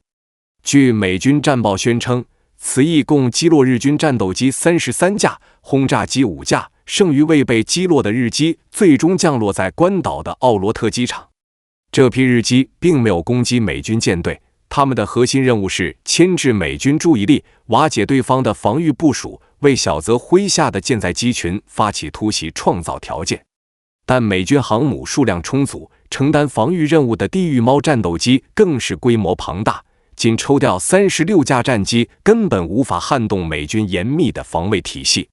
更关键的是，日军陆基战机因缺乏统一的战术协同，出动时机过早，完成拦截任务的地狱猫得以从容返回母舰，完成油料补充与弹药挂载后重新升空，严阵以待小泽舰载机的来袭。与美军的被动茫然形成鲜明对比的是，小泽始终掌握着美军舰队的大致方位。显然，日军在19日清晨的侦察行动远比美军高效。按照小泽前一晚下达的作战指令，3点30分至45分，处于前锋位置的栗田舰队陆续弹射了16架水上飞机，执行第一阶段西向水域侦察任务。日军的侦察行动很快斩获成效。5点45分，负责11号线侦察任务的熊野号2号机机长田中正次郎发回报告，称发现敌军舰载机数架，随后便与舰队失去通讯联系。这架侦察飞机实则被地狱猫击落。为策应第一机动舰队的攻势，3点45分，决田第一航空舰队从关岛派出14架战机，对塞班岛以西的美军运输船队发起攻击，最终未取得任何战果。为在与日军航母舰队交锋前彻底清除近在咫尺的威胁，米切尔下令出动攻击机群，对关岛和塞班岛的陆上机场展开扫荡，彻底压制了两岛本就已几近覆灭的日军航空力量。6点29分，负责9号线的熊野号1号机传回关键情报，发现敌军舰队，暂未确认是否存在航母。仅1分钟后，该机补充报告，敌舰队含4艘战列舰及10余艘其他舰艇，航母情况仍不明，航向正西，位于塞班岛264度方向，距离290公里。7点10分，该机再次补报，敌舰队配备4艘大型航母。同一时段，负责7号线侦察的能代号侦察机于6点30分传回接敌讯息，发现含航母在内的敌军舰队，航母数量待确认，航向西南。随后，该机便与舰队失联。由于这架飞机是首个传回美军航母相关信息的单位，小泽特意将机长滨田金忍、飞行员田端杰及永冈总一郎的战功通报全军，为3人各晋升2级军衔以示嘉奖。除田中正次郎与滨田金忍机组外，参与第一阶段搜索任务的日军水上飞机中，另有7架或失踪或被美军击落。4点20分，大林第3航空战队出动了执行第2项搜索的13架97式鱼雷机，带队军官山下正幸。本次搜索损失了8架飞机，结果一无所获。4点15分至20分，小泽陆续升空10架彗星舰载轰炸机与2架天山舰载攻击机，承担第3项搜索任务。由小山田丰率领的侦察分队奉命向东推进，搜索范围覆盖900至1070公里区域，测距设定为75公里，搜索基准方位50度。此外，最上号重巡洋舰也弹射了2架零式侦察机，配合航母舰载机完成第3项搜索。综合统计，19日拂晓，小泽部队累计弹射侦察机43架，这些战机构建出3个彼此交错、覆盖范围各异的扇形搜索区域。从态势图上看，这套侦察部署宛如一张密不透风的大网，任何处于该区域内的美军舰船都难以隐匿踪迹。不过凡事皆有取舍，毋庸置疑，从航母抽调的侦察飞行员无一不是经验老道的精锐，这在客观上对小泽麾下的攻击战力造成了一定削弱。负责3号线侦察的彗星舰载机于6点15分率先与美军舰载机正面遭遇，凭借灵活规避摆脱攻击后，该机仍按计划继续深入侦察，直至8点45分传回接敌情报，称侦测到敌军大型航母1艘、护航航母2艘、战列舰1艘及驱逐舰5艘。8点55分，这架彗星再度陷入险境，不仅遭到5架地狱猫的围堵攻击，还遭遇美军驱逐舰的炮火打击。该日军飞行员展现出极强的生存意志，历经死劫后于9点30分终止侦察任务，最终在下午1点30分成功迫降雅浦岛机场。此外，负责15号线的一架彗星也于8点40分传回接敌讯息，该机后续顺利降落在关岛机场。其余参与侦察的日军战机均未取得新的战果。本次侦察行动中，日军付出了明确损失，负责5号线的零式侦察机、负责7号线的天山舰载攻击机相继失联，最上号重巡洋舰派出的水上飞机也未能顺利返航。6月19日这天，天空乌云密布，强劲的东南风风速超过每秒10米，这样的天气条件对日军极为有利。尽管黎明前的3轮侦察行动已损失21架战机，但截至7点15分，小泽已集齐了足够锁定美军航母舰队方位的情报。经确认，被侦察到的美军舰队与大林第3航空战队相距约550公里，与第1、第2航空战队的距离则达到700公里。对于训练不足的飞行员而言，700公里的作战半径显然过大，能否精准锁定目标尚存疑问。即便战机以280公里的时速飞行，抵达目标空域也需至少2个半小时。在这段漫长的飞行时间里，美军舰队极有可能改变航向位置。这些新手能否顺利发现敌舰并发起有效攻击？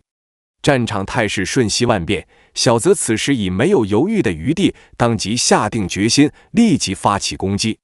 大凤号航母的舰桥之上，小泽、古村及一众参谋神情凝重，目光坚毅。所有人都清楚，这一天必将成为日本帝国海军史上的关键节点。天色已然大亮，大凤号桅杆上的 C 字战旗在晨风中猎猎飘扬。日军9艘航空母舰的甲板上密密麻麻停满了整装待发的战机。这是自1942年11月圣克鲁斯海战后，机动舰队首次向强敌主动出击。参与出击的飞行员大多是首次登上战场，他们吃完出击前的丰盛早餐，留下遗书，指甲与头发作为遗物，戴上寓意吉祥的千人真护身符。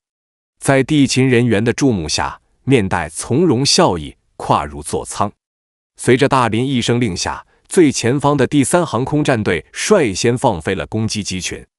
由第653航空队飞行队长中本道次郎领军的第1攻击波有65架战机。攻击队根据所在航母各自编组，3个编队组成一个倒 V 字形。在大林等人注视下，攻击机群向美军航母舰队所在海域隆隆飞去。7点45分至8点02分，小泽指挥的第1航空战队派出了由128架战机组成的第2攻击波，总指挥为第601航空队飞行队长垂井明。8点05分，完成编队的庞大机群掠过大凤号上空，在3500米高度沿75度航向急速远去。这支第2攻击机群将先飞越栗田前卫舰队上空，再沿第1攻击机群的航线扑向美军舰队。9点，城岛麾下的第2航空战队开始弹射49架战机，组建第3攻击机群。就在此时，小泽再度收到第3波侦察机的传回情报，清晨发现的美军机动部队北侧又出现一支美军航母集群。事实上，这是特纳率领的登陆船队。小泽当即向城岛下达命令，让第2航空战队攻击队转移目标，直接突袭这支新发现的美军航母。依据这一电令，石见丈三带领的29架战机径直转向北方，而中岛带率领的20架战机或许因未能接收到更改目标的新指令，仍朝着美军第58特混舰队的方向疾驰。时隔2年，日军机动部队再度派出如此大规模的攻击编队。先发制人的突袭已然打响，美军尚未察觉威胁降临，小泽坚信一场堪比对马海峡海战或珍珠港事件的辉煌胜利即将重现。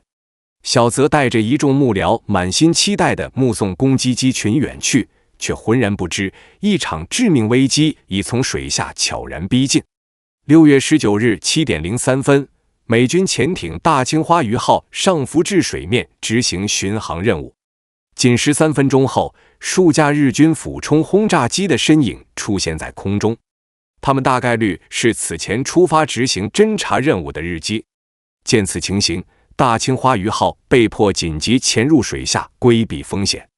7点50分，艇长詹姆斯·布兰查德通过潜望镜意外侦测到前方12000米处出现一支庞大舰队，其中至少包含一艘航母、一艘巡洋舰以及数艘舰种未明的舰艇。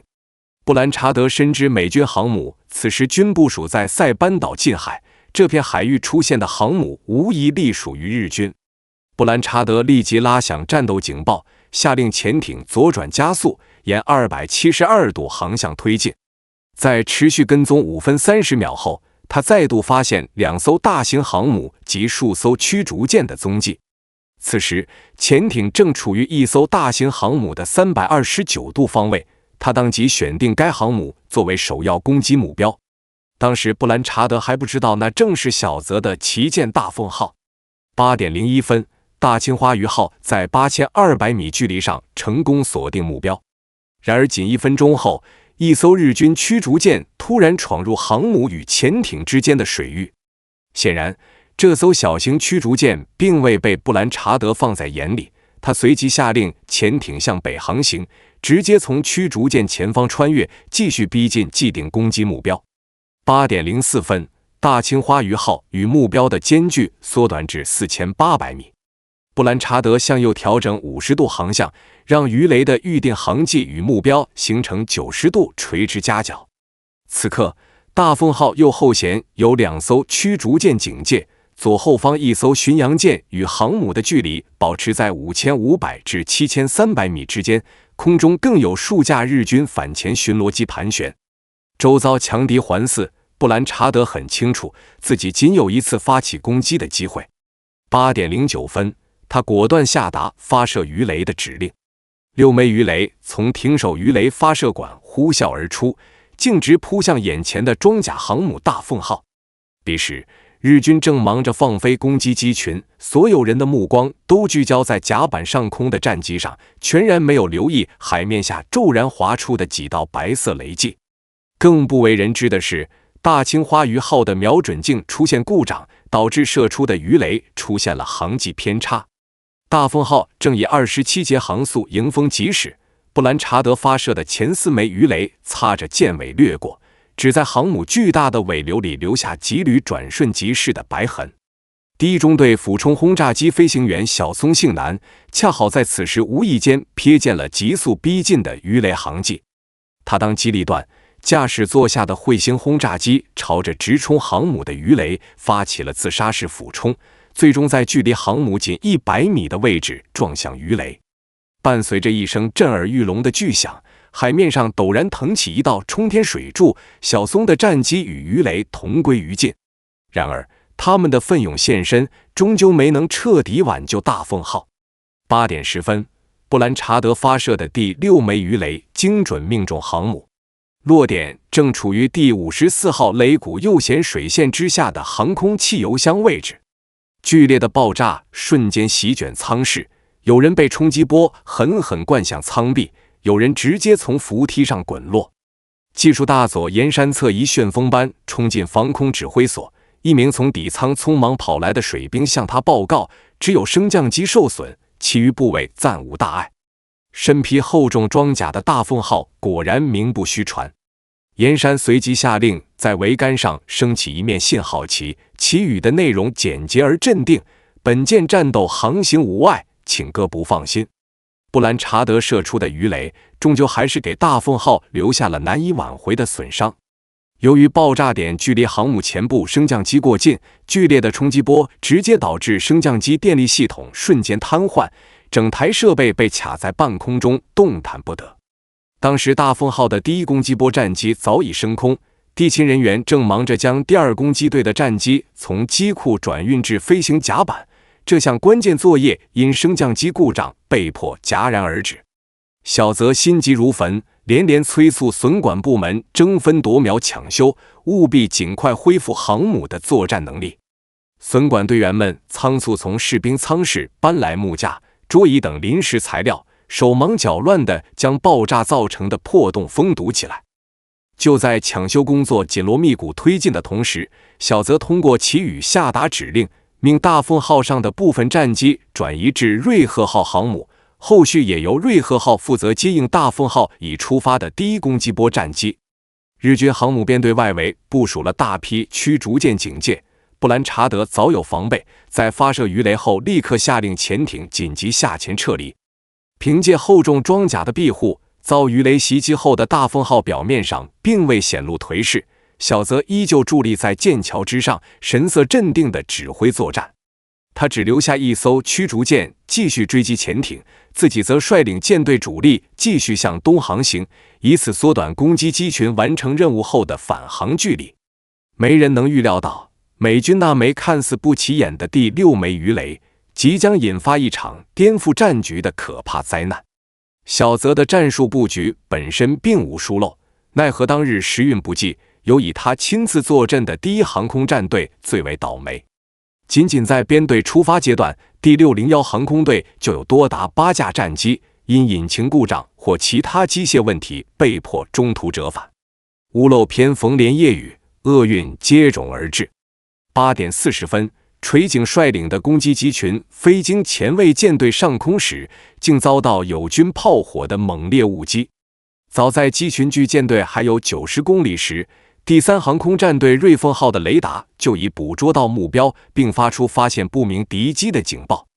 待到机群抵近至45公里处，利根号的瞭望哨虽观测到空中有大约80架飞机逼近，却始终未能辨认出己方标识。灵谷号率先主炮齐鸣，打响了这场乌龙炮击的第一枪。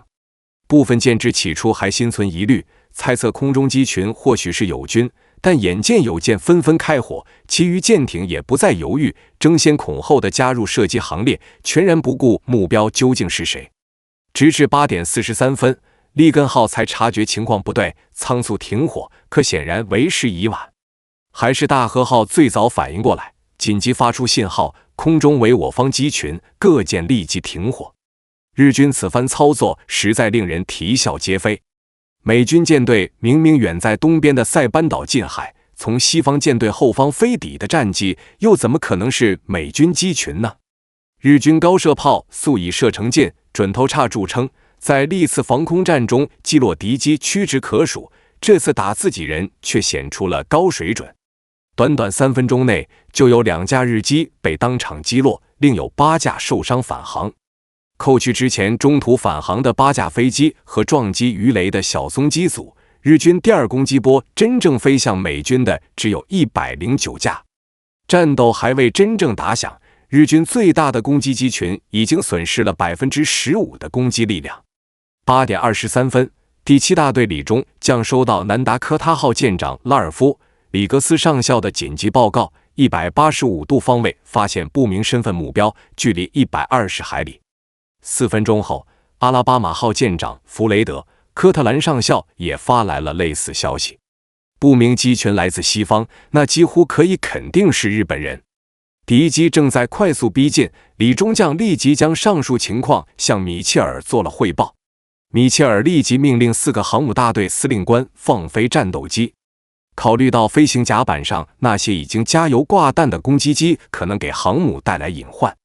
，9点15分，米切尔再次发出命令，立即放飞甲板上的攻击机，将其调往部队以东待命。9点23分，美军15艘航母悉数调整为逆风航向，将甲板待命的战斗机尽数弹射升空。美军这支快速航母编队共配备479架地狱猫战斗机，而此刻执行空中巡逻任务的仅有74架。在随后的短时间里，15座航母飞行甲板同步展开作业，地勤人员即刻全员动员，争分夺秒地将更多战斗机送上蓝天。短短8分钟内， 140架战斗机紧急升空，与原本巡逻的战机汇合后，空中盘旋的地狱猫总数很快突破200架。此刻，正向美军舰队扑来的正是日军第一攻击机群，二者之间的距离已不足110公里。倘若双方保持全速对飞，短短5分钟后，一场激烈空战便将爆发。可仅凭这点时间，美军地狱猫根本来不及爬升至有利高度，战场局势顿时陷入万分危急的境地。就在这生死攸关的时刻，战场上空却出现了令人匪夷所思的一幕：日军机群竟突然停止推进，在原地盘旋兜圈。对于这次致命延误，战史研究界存在2种不同解读。美国战史专家巴雷特·蒂尔曼提出，日军编队指挥官实战经验匮乏，直至此刻才仓促向麾下飞行员分配攻击目标，最终酿成无法挽回的耽搁。更多研究者则认为，症结在于日军飞行员飞行技术生疏，机群编队突发混乱，被迫盘旋10分钟整顿队形，这才给了美军喘息之机。首波与日军战机交锋的是卡波特号航母战斗机中队。9点15分，詹姆斯·斯图尔特上尉带领6架地狱猫在舰队285度方向100公里空域，与25至33架零式战斗机正面遭遇。这场持续8个半小时的惨烈空战就此拉开帷幕。占据高度优势的斯图尔特率先向一架零战发起俯冲，对方连续做出半滚倒转动作规避。斯图尔特紧随日机降低高度，从5点钟方向持续开火，成功将其击落。重新爬升抢占高度后，他又迎面遇上一架平飞的零战，从12点钟方向射出的弹药精准命中敌机发动机，座舱及一根，日机随即起火坠毁。随后，斯图尔特锁定370米外的另一架敌机，从7点钟方向将其击落。同一时段，他的僚机飞行员亚瑟·霍金斯中尉也击落了3架敌机。埃塞克斯号战斗机中队中队长查尔斯·布鲁尔率领2个4机小队赶来增援。9点38分，布鲁尔翻滚进入俯冲状态，接连击落1架彗星舰载轰炸机与3架零战。其僚机飞行员理查德·富勒少尉遭左侧敌机突袭后与中队失散，但他迅速调整状态，独自向日军机群发起攻击，宣称击落4架零战。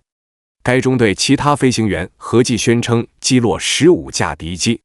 美军地狱猫以分队或小队为单位轮番扑向敌机，舰上水兵远眺天空，只见爆炸火光此起彼伏，不断有战机拖着火焰浓烟坠入大海。接下来的25分钟内，其他中队的54架地狱猫陆续冲入战场。大黄蜂号战斗机中队中队长威廉·迪恩率领8架地狱猫投入战斗。他们接到的指令是爬升至25000英尺高度，截击超过100架敌机。途中遭遇日军攻击机编队后，美军战机立即从高空俯冲而下，一举击落9架零战与3架天山。剩余日机慌忙压低机头俯冲逃窜，敌人率队紧追不舍，空中不时有日机拖着长长的黑烟坠落。日军机群刚飞出32公里，便被大批呼啸而至的地狱猫冲得阵型大乱。约克城号航空大队长詹姆斯·彼得斯亲自率领6架地狱猫升空迎敌，战斗机中队中队长伯纳德·斯特林少校则带领15架战机独立成队。2支编队从9150米高空一路追杀至1500米空域，途中遭遇35架日军战机。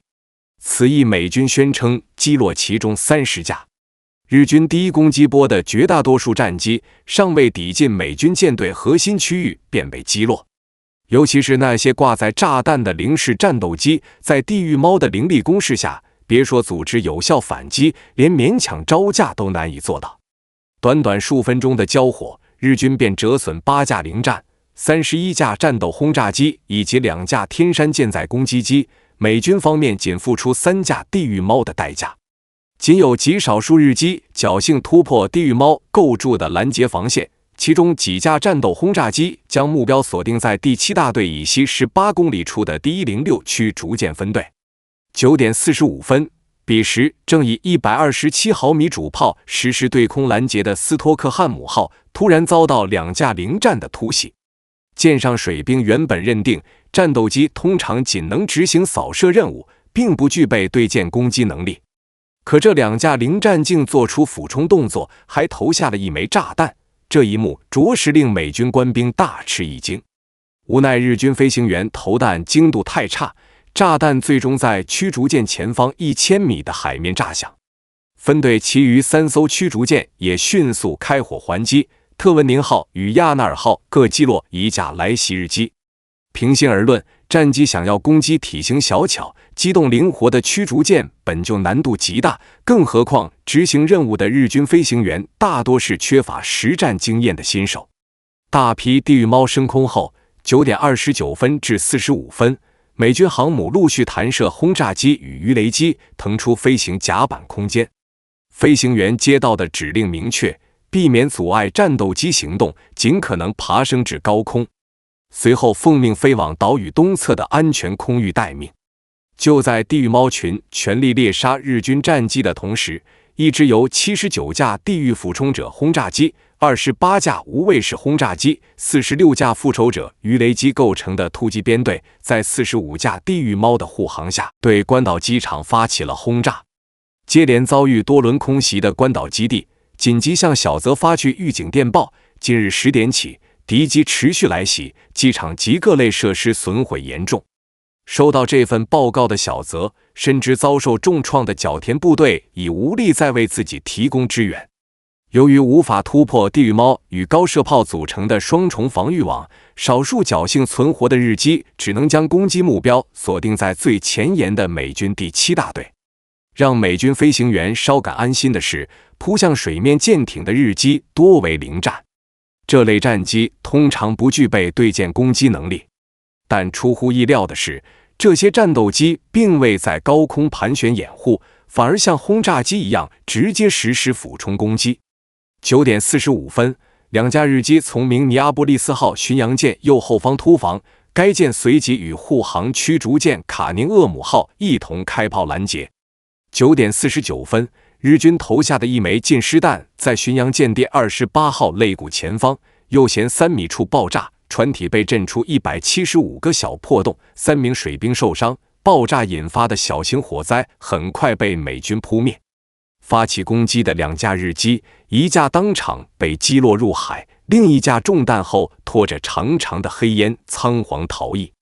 第7大队中最惨的当属南达科他号战列舰。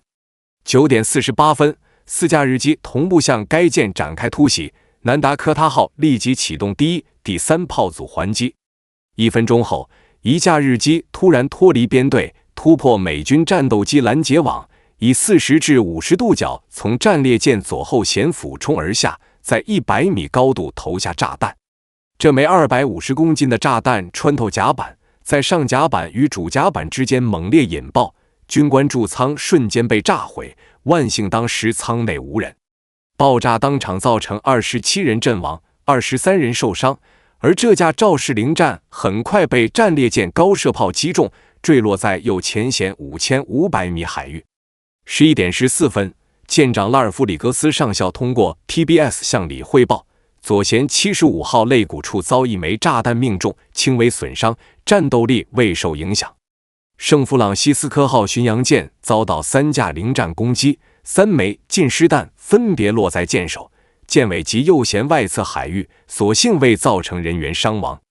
9点50分，正全力对日机射击的赫德森号驱逐舰，其前部40毫米弹药库突然被一发127毫米炮弹击中，这枚炮弹无疑来自友军。事故造成2人死亡，3人受伤，炮手为防止弹药库诱爆，立即向库内注水。10点，该舰罗盘出现故障，11分钟后才恢复正常。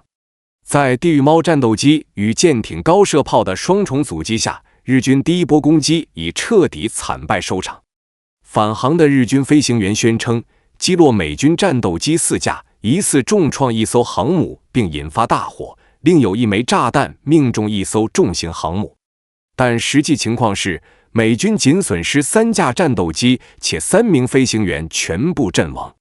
日军首轮进攻中，没有任何一艘美军航母遭到攻击。日军此役付出的代价极为惨重，44架战斗轰炸机损失31架，14架零战，仅6架返航，7架天山中有2架被击落或失踪。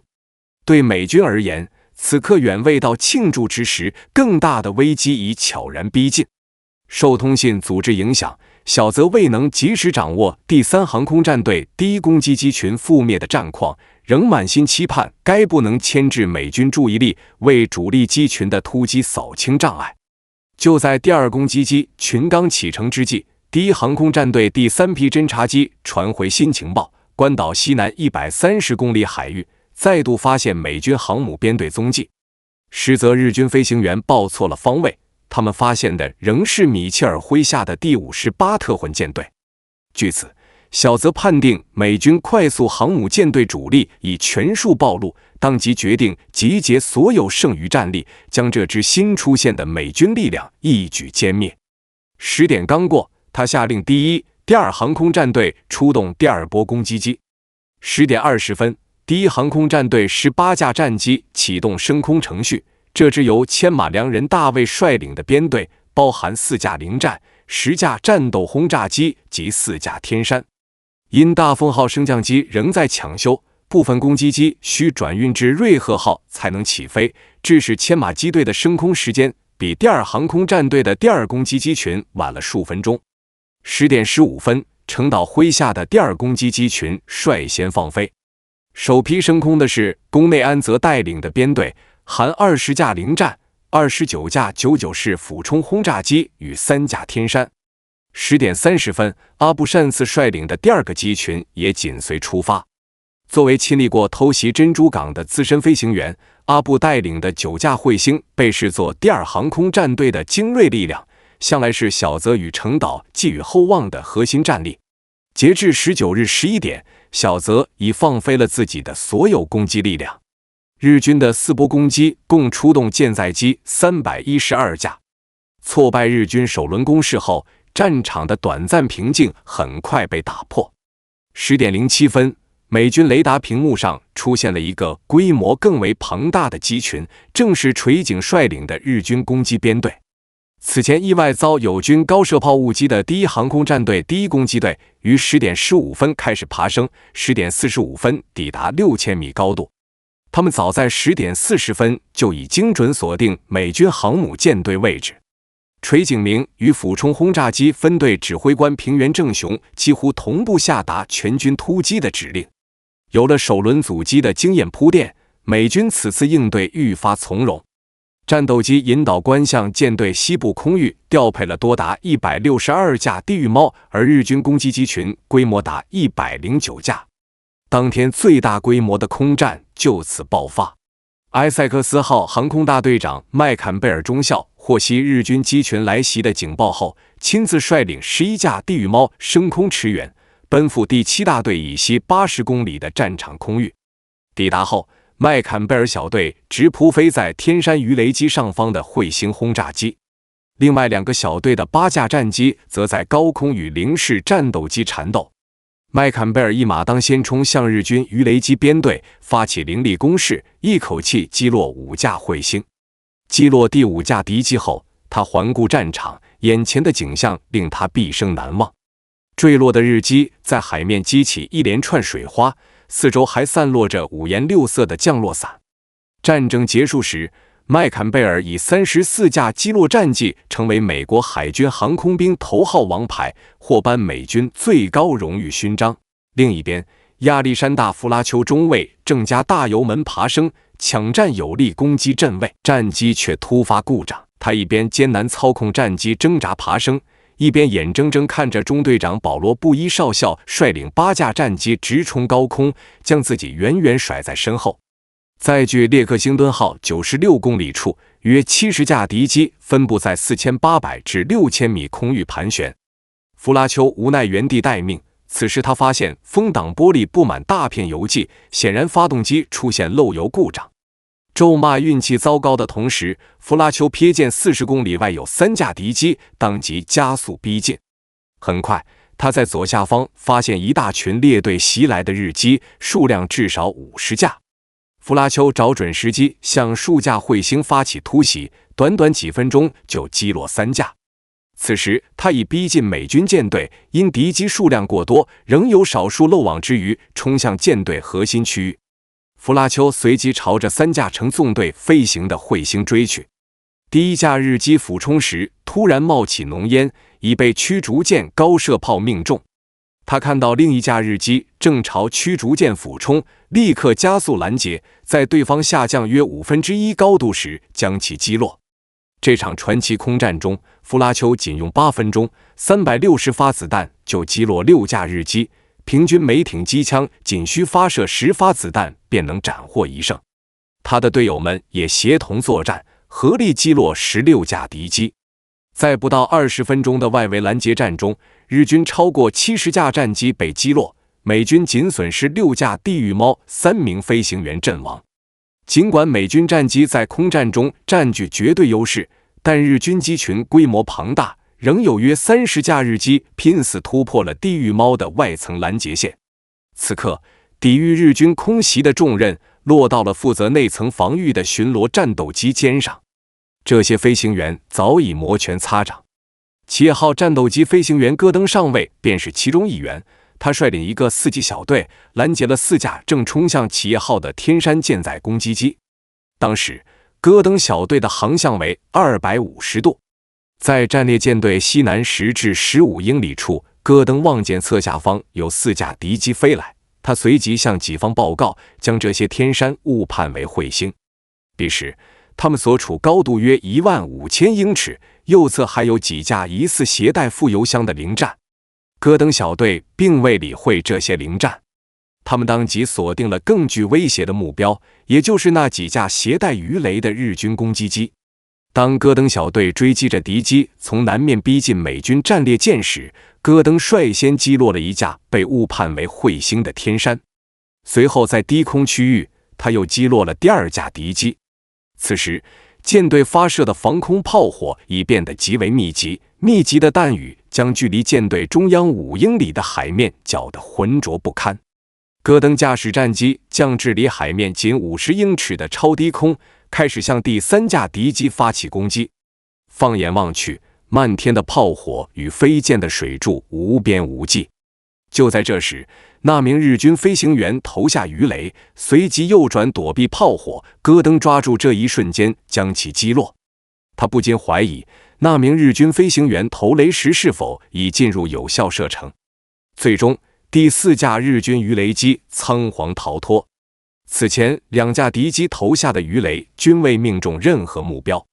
其中一条鱼雷在美军巨舰的尾流中爆炸，另一条则不知所踪。戈登推测，或许是那名缺乏经验的日军飞行员在慌乱中尚未进入有效射程，便仓促投下了鱼雷。仅有少数日机成功突破拦截，侥幸迫近美军舰艇，随即遭到美军航母与护航舰艇密集的防空火力拦截。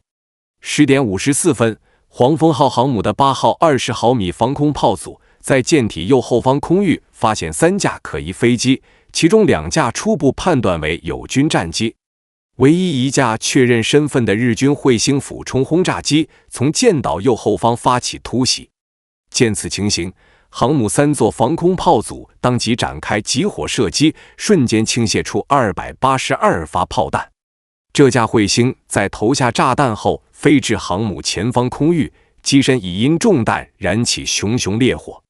危急关头，航母前部高射炮火控塔迅速接管指挥权，下令第51、第53号127毫米双联装炮塔对日机补射。在30发炮弹的持续打击下，这架彗星最终坠毁在航母右前舷11000米外的海域。它投下的炸弹虽未直接命中舰体，但爆炸产生的弹片仍造成舰上水兵1人阵亡，4人负伤。11点01分，又有2架日机突然冲破云层，从邦克山号航母左后舷方向俯冲而下，刚进入攻击航线便被航母防空炮火锁定。第一架日机被127毫米舰炮直接命中，机身当场断裂成2截，残骸分别坠入航母右前舷与左后方海域。第二架日机先是被40毫米高射炮击中起火，紧接着又遭20毫米机炮补射，最终失控坠毁。2架日机上各有1名飞行员在坠机前跳伞逃生。与此同时，位于邦克山号左后方的比洛克西号巡洋舰发现2架彗星轰炸机正朝己方编队袭来，立刻启动全舰防空火力网。日机投下的1枚炸弹未能命中，在航母左舷2号升降机后侧15米处海域爆炸。剧烈的爆轰掀起冲天巨浪，不仅造成航母轻微进水，飞溅的弹片还切断了舰体后部输油管道。第一、第二待机室及另一处舱室相继起火，2号升降机被迫停止运作。此次近湿弹攻击共造成舰上水兵2人死亡，84人受伤，其中22人伤势严重。印第安纳波利斯号巡洋舰同样遭遇日机袭击，该舰分别于10点55分与10点58分成功击落1架日军天山鱼雷轰炸机和1架彗星俯冲轰炸机。彼时，斯普鲁恩斯与一众参谋人员正在舰桥观战，看着被击落的日机拖着道道黑烟划过湛蓝的天空，场面颇为震撼。3架日机从低空隐蔽突入美军第3大队空域，直扑普林斯顿号航母。其中1架彗星轰炸机旋即被企业号的高射炮火击落，另外2架天山鱼雷机则扑向普林斯顿号右舷，试图投放鱼雷，最终被该舰右舷的防空火力悉数击坠。11点02分，又有1架天山突破拦截，再度冲向普林斯顿号右舷实施鱼雷攻击，激战中被炮火打掉一侧机翼，坠毁于航母前方460米海域。10点59分与11点02分，列克星顿号与蒙彼利埃号分别击落日军鱼雷机、轰炸机各1架。此后，1架彗星、3架天山转向攻击这艘功勋卓著的航母，却被企业号的防空火力全部拦截击落。日军首次投入战场的战斗轰炸机未能取得有效战果，作为攻击机型，其防护能力过于薄弱。11点14分，1架天山从4600米外贴海逼近印第安纳号战列舰右舷，该舰7门127毫米舰炮随即猛烈开火，日机在距舰90米处中弹起火。日军飞行员突发疯狂举动，架机拉起后短距转向，随后俯冲撞向印第安纳号右舷水线45号肋骨位置，机身撞击后反弹坠入海中，爆炸产生的碎片飞溅至甲板，造成5名水兵受伤。亚华号战列舰也遭遇1架天山攻击，日机投下的鱼雷在该舰右前舷1500米处爆炸，未对舰体造成直接损伤，美军反击亦未击落这架日机。此外，新泽西号、明尼阿波利斯号、南达科他号等舰艇遭到零星日机骚扰，均未出现严重损伤。此轮作战中，美军舰队整体安然无恙，日军却付出惨痛代价。109架战机只有10架返航，战机损失之外，日军多名经验丰富的资深飞行员悉数阵亡。美军飞行员时常将彗星轰炸机与天山鱼雷机混淆，致使上报的战果出现部分混乱，但这并不影响他们凭借顽强防御粉碎当日日军最大规模攻势的事实。列克星敦号航母上，战斗机飞行员内夫少尉激动得手舞足蹈，忍不住高声喊道：“这多像我们家乡的烈火鸡大赛啊！”说者无心，听者有意，中队长布衣将这句话铭记在心，随后经现场记者的报道广泛传播。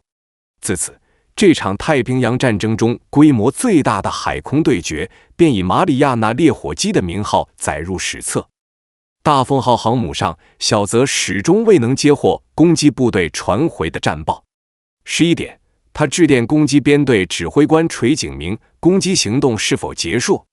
此时垂井早已在空战中阵亡，一名彗星飞行员随即回电：10点45分，轰炸行动结束，攻击效果不明。这份模糊的报告于11点27分送达大凤号。由于缺乏可靠情报，且对前两波攻击队近乎全军覆没的惨状一无所知，小泽仍寄望于20日能乘胜追击。他向各部下达命令，若此战战果显著，将于明日黎明时分抵近马里亚纳岛链周边，再次通过航空战击溃敌军航母集群主力，并派遣前卫舰队歼灭敌方登陆攻略部队。若判定首次攻击战果有限，机动部队则暂时向西撤退，整备兵力，补充物资，以待再度决战。日军第1、第3航空战队的攻击机群虽未取得突出战果，且自身损失惨重，但终归锁定了敌军方位。他们飞蛾扑火般的冲锋，至少让美军陷入手忙脚乱的境地，多次令对手惊出一身冷汗。相比之下，城岛第2航空战队的第1攻击波的表现，只能用怯懦无能、不堪一击来形容。从这支部队的表现不难看出，日本海军航空兵不仅在装备与技术层面大幅落后，就连以往引以为傲的斗志与精气神，似乎也已荡然无存。11点35分，石见率领的29架战机穿出厚重云层后，于右舷90度、74公里外发现一支编有2艘加利福尼亚级战列舰的美军舰队。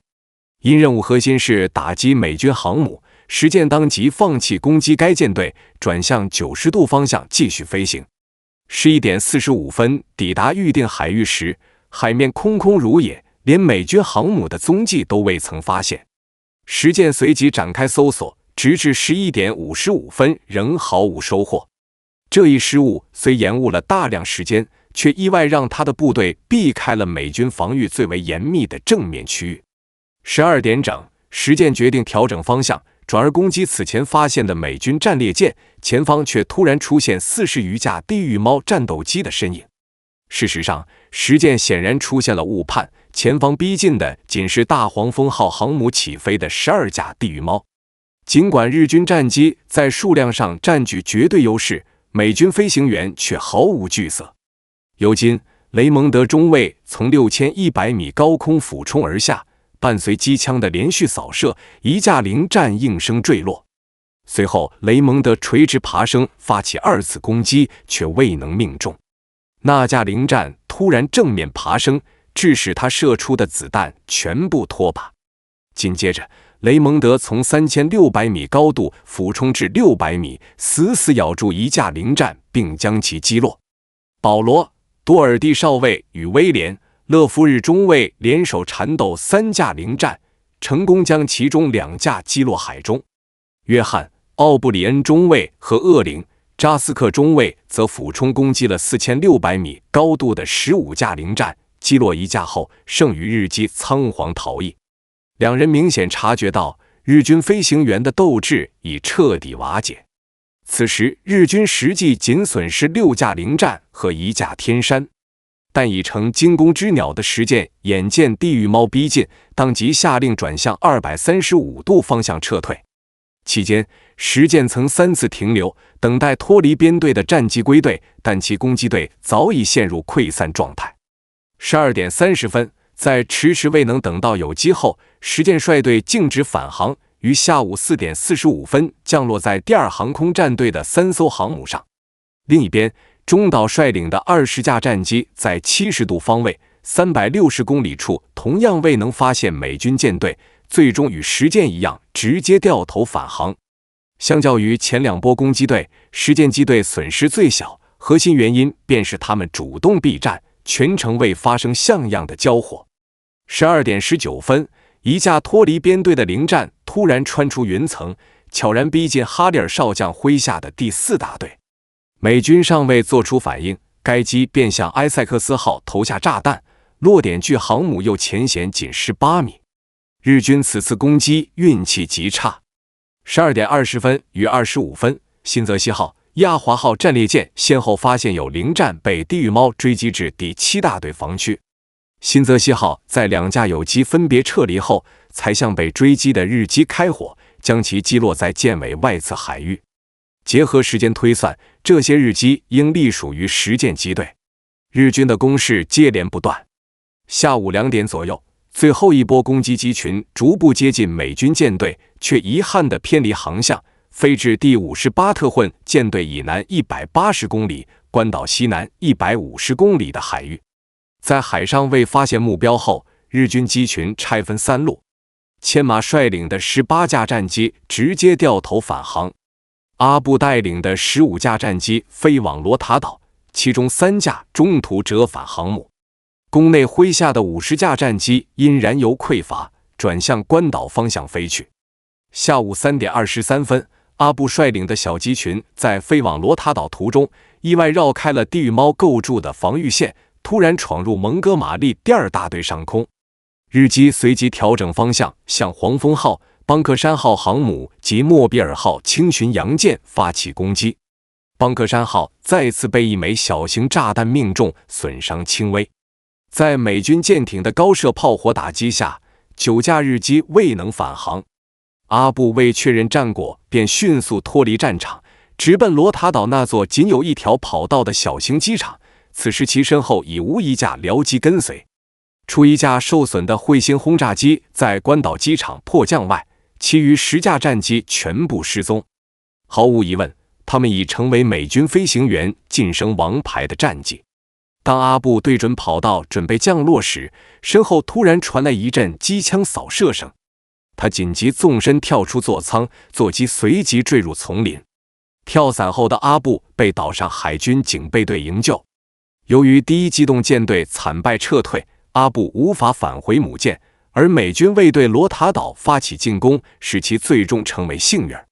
1944年10月15日，在罗塔岛无所事事，终日向天空咒骂的阿布晋升少佐，因军衔最高，成为该岛海军部队最高指挥官，直至日本投降。3点49分，宫内率领的50架战机逐渐接近关岛，飞行员纷纷丢弃炸弹，准备降落。恰在此时，30架地狱猫从侧方突然杀出。日军飞行员未曾料到，在己方控制区上空仍会遭遇伏击，一场遭遇战随即在关岛机场上空爆发。猝不及防的日机毫无还手之力，企业号飞行员理查德·德瓦恩中尉率领的4机小队占据绝佳攻击位置，10分钟内便击落日机11架，德瓦恩个人斩获4架战果。多数美军飞行员均取得击落记录，50架日机当场被击落31架。剩余19架战机勉强在机场降落，但跑道此前遭美军轰炸布满弹坑，大部分战机在降落过程中损毁，无法修复再战。千马率领的18架返航日机在途中又有9架被紧追不舍的美军战机击落，5架在中途迫降或降落后报废。日军第4攻击波的83架战机未取得任何战果，损失数却高达73架。所幸小泽与程岛当时尚未得知这一惨状，否则2人恐怕会当场崩溃。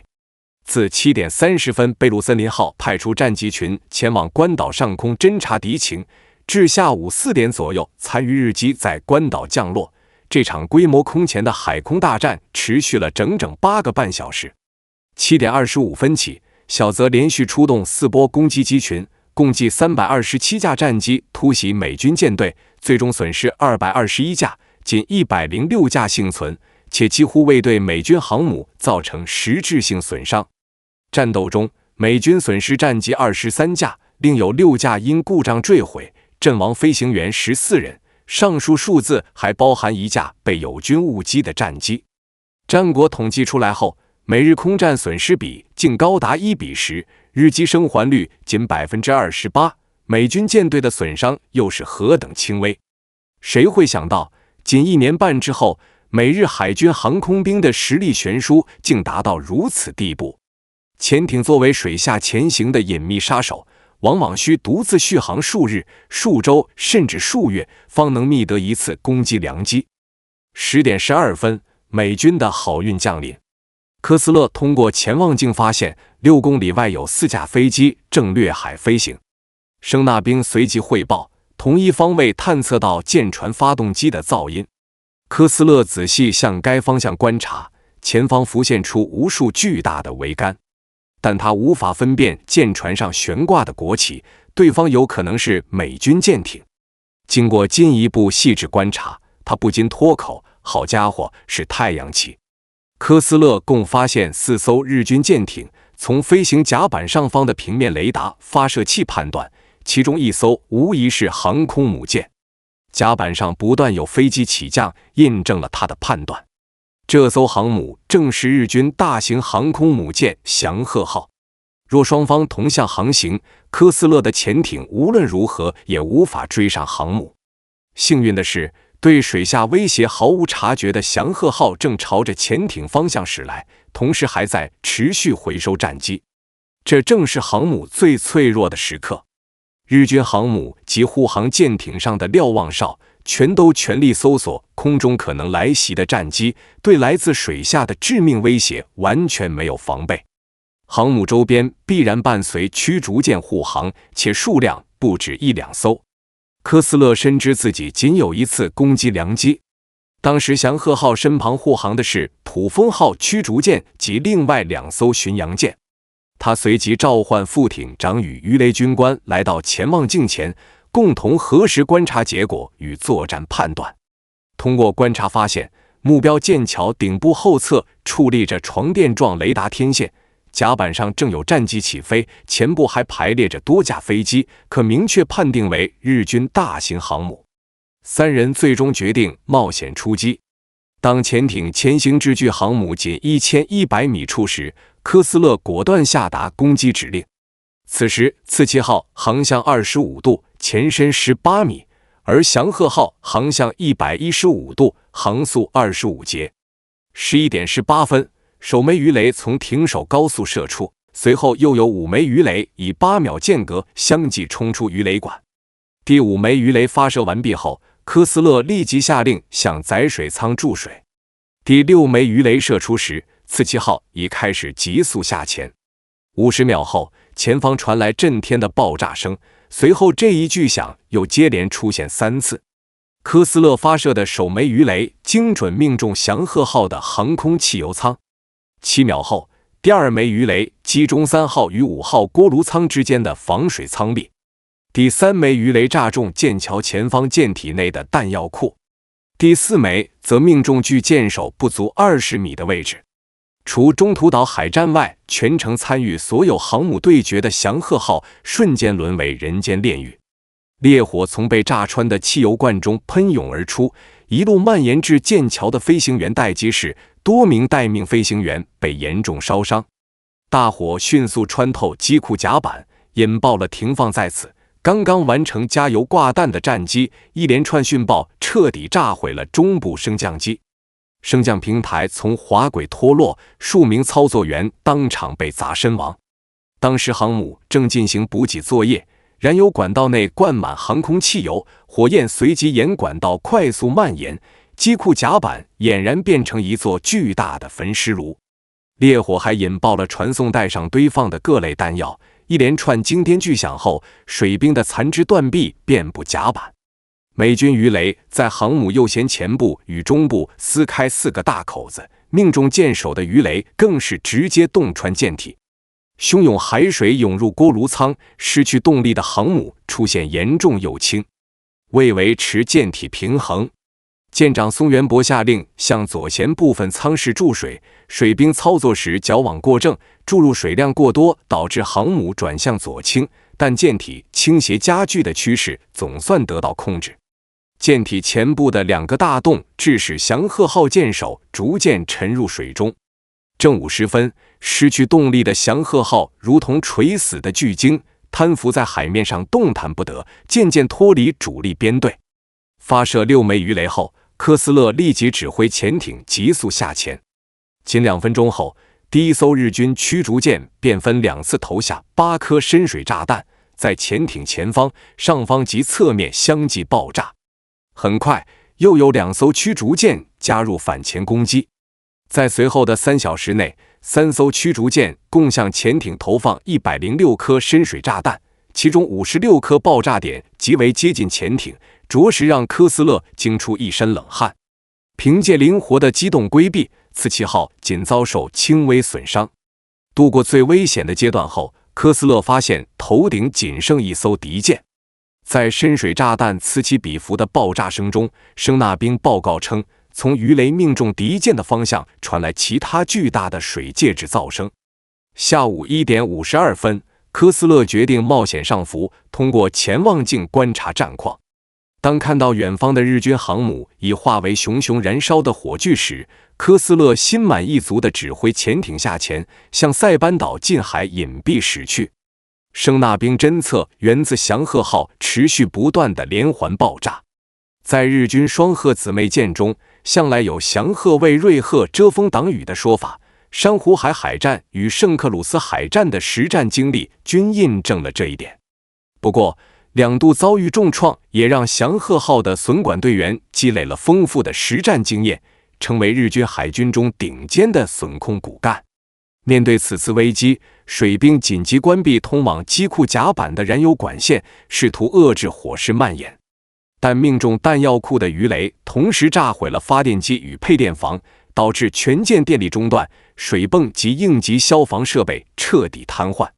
机库甲板的消防水管区域烈火滔天，消防队员根本无法靠近。损管队员即便手持灭火器，提着装满沙土的水桶冲向火海，在迅猛蔓延的火势面前也收效甚微。刺鼻的浓烟席卷全舰，不少水兵因吸入过量有毒气体昏厥倒地。海水顺着鱼雷撕开的破口汹涌灌入，前部舱室很快被淹没，舰首开始缓缓下沉。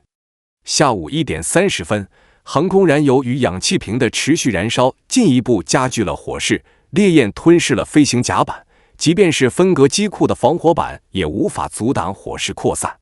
随着舰首不断下沉，海水逐渐漫过前部甲板，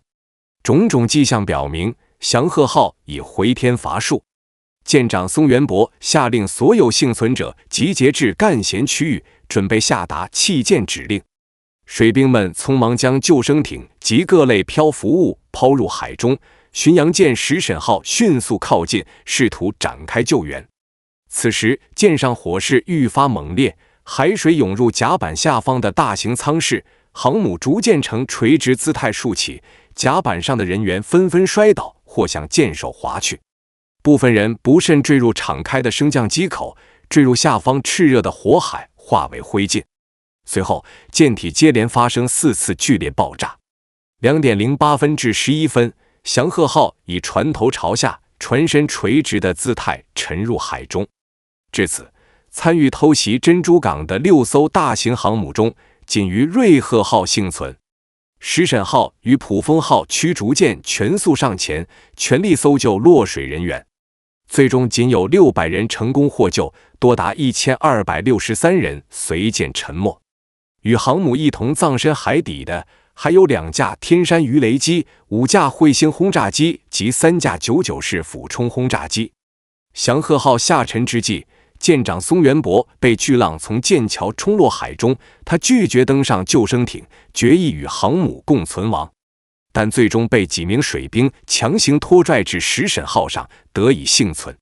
就在祥鹤号水兵全力扑救大火之际，大凤号的处境也在持续恶化。这艘被誉为不沉战舰的航母，仅被1枚鱼雷命中，伤情初看并不严重。在内务长土桥豪实的指挥下，损管队员迅速排空舱内积水，封堵破口，阻止储油罐继续漏油。唯一的问题是，升降机短期内无法修复，这一缺陷仅会削弱航母的作战能力，尚不至构成致命威胁。很快，另一个致命隐患浮现：锅炉使用的轻质原油挥发产生的可燃气体，不断从储油罐裂缝中泄漏，随时可能被引爆。大凤号是首次出海参战，舰上水兵缺乏应对突发危机的实战经验。有人提出，应打开舰体内部通风口，让可燃气体在全舰扩散稀释，以降低风险。这一提议却忽略了关键前提：大凤号采用封闭式舰首设计，可燃气体即便稀释也无法排出舰外。若不能及时排空储油罐，阻止燃油继续挥发，舰内可燃气体浓度只需数小时便会达到爆炸临界点。12点过后，舰上严禁吸烟及一切可能产生电火花作业的禁令被解除。祥鹤号沉没后不久，大凤号舰体中部骤然升腾起一条火龙，径直冲破坚固的装甲甲板。从远处望去，大凤号的半个飞行甲板被硬生生从舰体上撕裂，与甲板上的战机一同被掀入海中。这艘旗舰瞬间陷入绝境。爆炸导致大凤号的舷侧隔壁全部震落，火柱从军舰两侧喷涌而出，直抵海面。当时舰上仍有10余架尚未起飞的战机，且多数已完成加油挂弹。这些战机以及机库内的鱼雷、航空炸弹接连被引爆。从瑞鹤号远眺，大凤号上的战机残骸与人体残肢如喷泉般不断飞溅，烧焦的尸体接连坠入海中。爆炸的震动极为强烈，就连远处的隼鹰号都能清晰感知。下午4点刚过，大凤号舰尾已被海水淹没，舰长菊池朝三无奈下达弃舰命令。前方攻击机群尚未传回准确战报，日军大型航母已损失2艘。陷入绝望的小泽拒绝离舰，决意与大凤号共存亡。跟随其多年的首席参谋大前上前劝说：“长官，战事仍在继续，您需换乘旗舰继续指挥，直至我们赢得最终胜利。”参谋长古村也一同恳请小泽尽快撤离。在两人的反复劝说下，小泽最终同意更换旗舰。然而，整艘军舰已被大火吞噬，且舰体左倾，导致驱逐舰无法靠近停靠，唯一的逃生途径便是利用舰桥后部的小艇。在火势灼热逼人的情况下，实施小艇撤离作业极为艰难，负责传达放下小艇命令的传令兵全部阵亡。最终，舰桥信号兵亲自解开缆绳，放下小艇。小泽与一众幕僚登艇转移至最近的若月号驱逐舰。由于驱逐舰通信能力有限，小泽于下午4点06分率领司令部人员换乘至与黑号重巡洋舰。次日下午2点02分再转登第一航空战队唯一幸存的瑞鹤号航母。瑞鹤号相对完善的通信条件能支撑小泽继续指挥战事。小泽一行撤离后，愈发猛烈的火势引爆了大凤号的弹药库。一连串震天巨响过后，航母陷入不可逆转的倾斜，舰尾逐渐沉入海中。此前在汽油库附近指挥损空作业的内务长土桥豪实，在爆炸中被当场炸碎，尸骨无存。疾风号、出月号驱逐舰随即展开救援，其中疾风号甚至直接靠泊航母舰尾实施营救。下午4点28分，带着出师为洁身先死的无尽遗憾，大凤号在塞班岛西南920公里、北纬21度05分、东经138度12分的海域彻底沉没。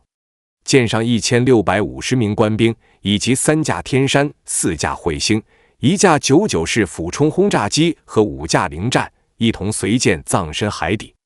尽管反潜作战的疏漏导致2艘大型航母接连折损，小泽却并未就此对战场局势彻底绝望。第一波返航的飞行员报告称，已有美军航母中弹起火，这足以说明对手并非毫发无损，其损失甚至可能比己方更为惨重。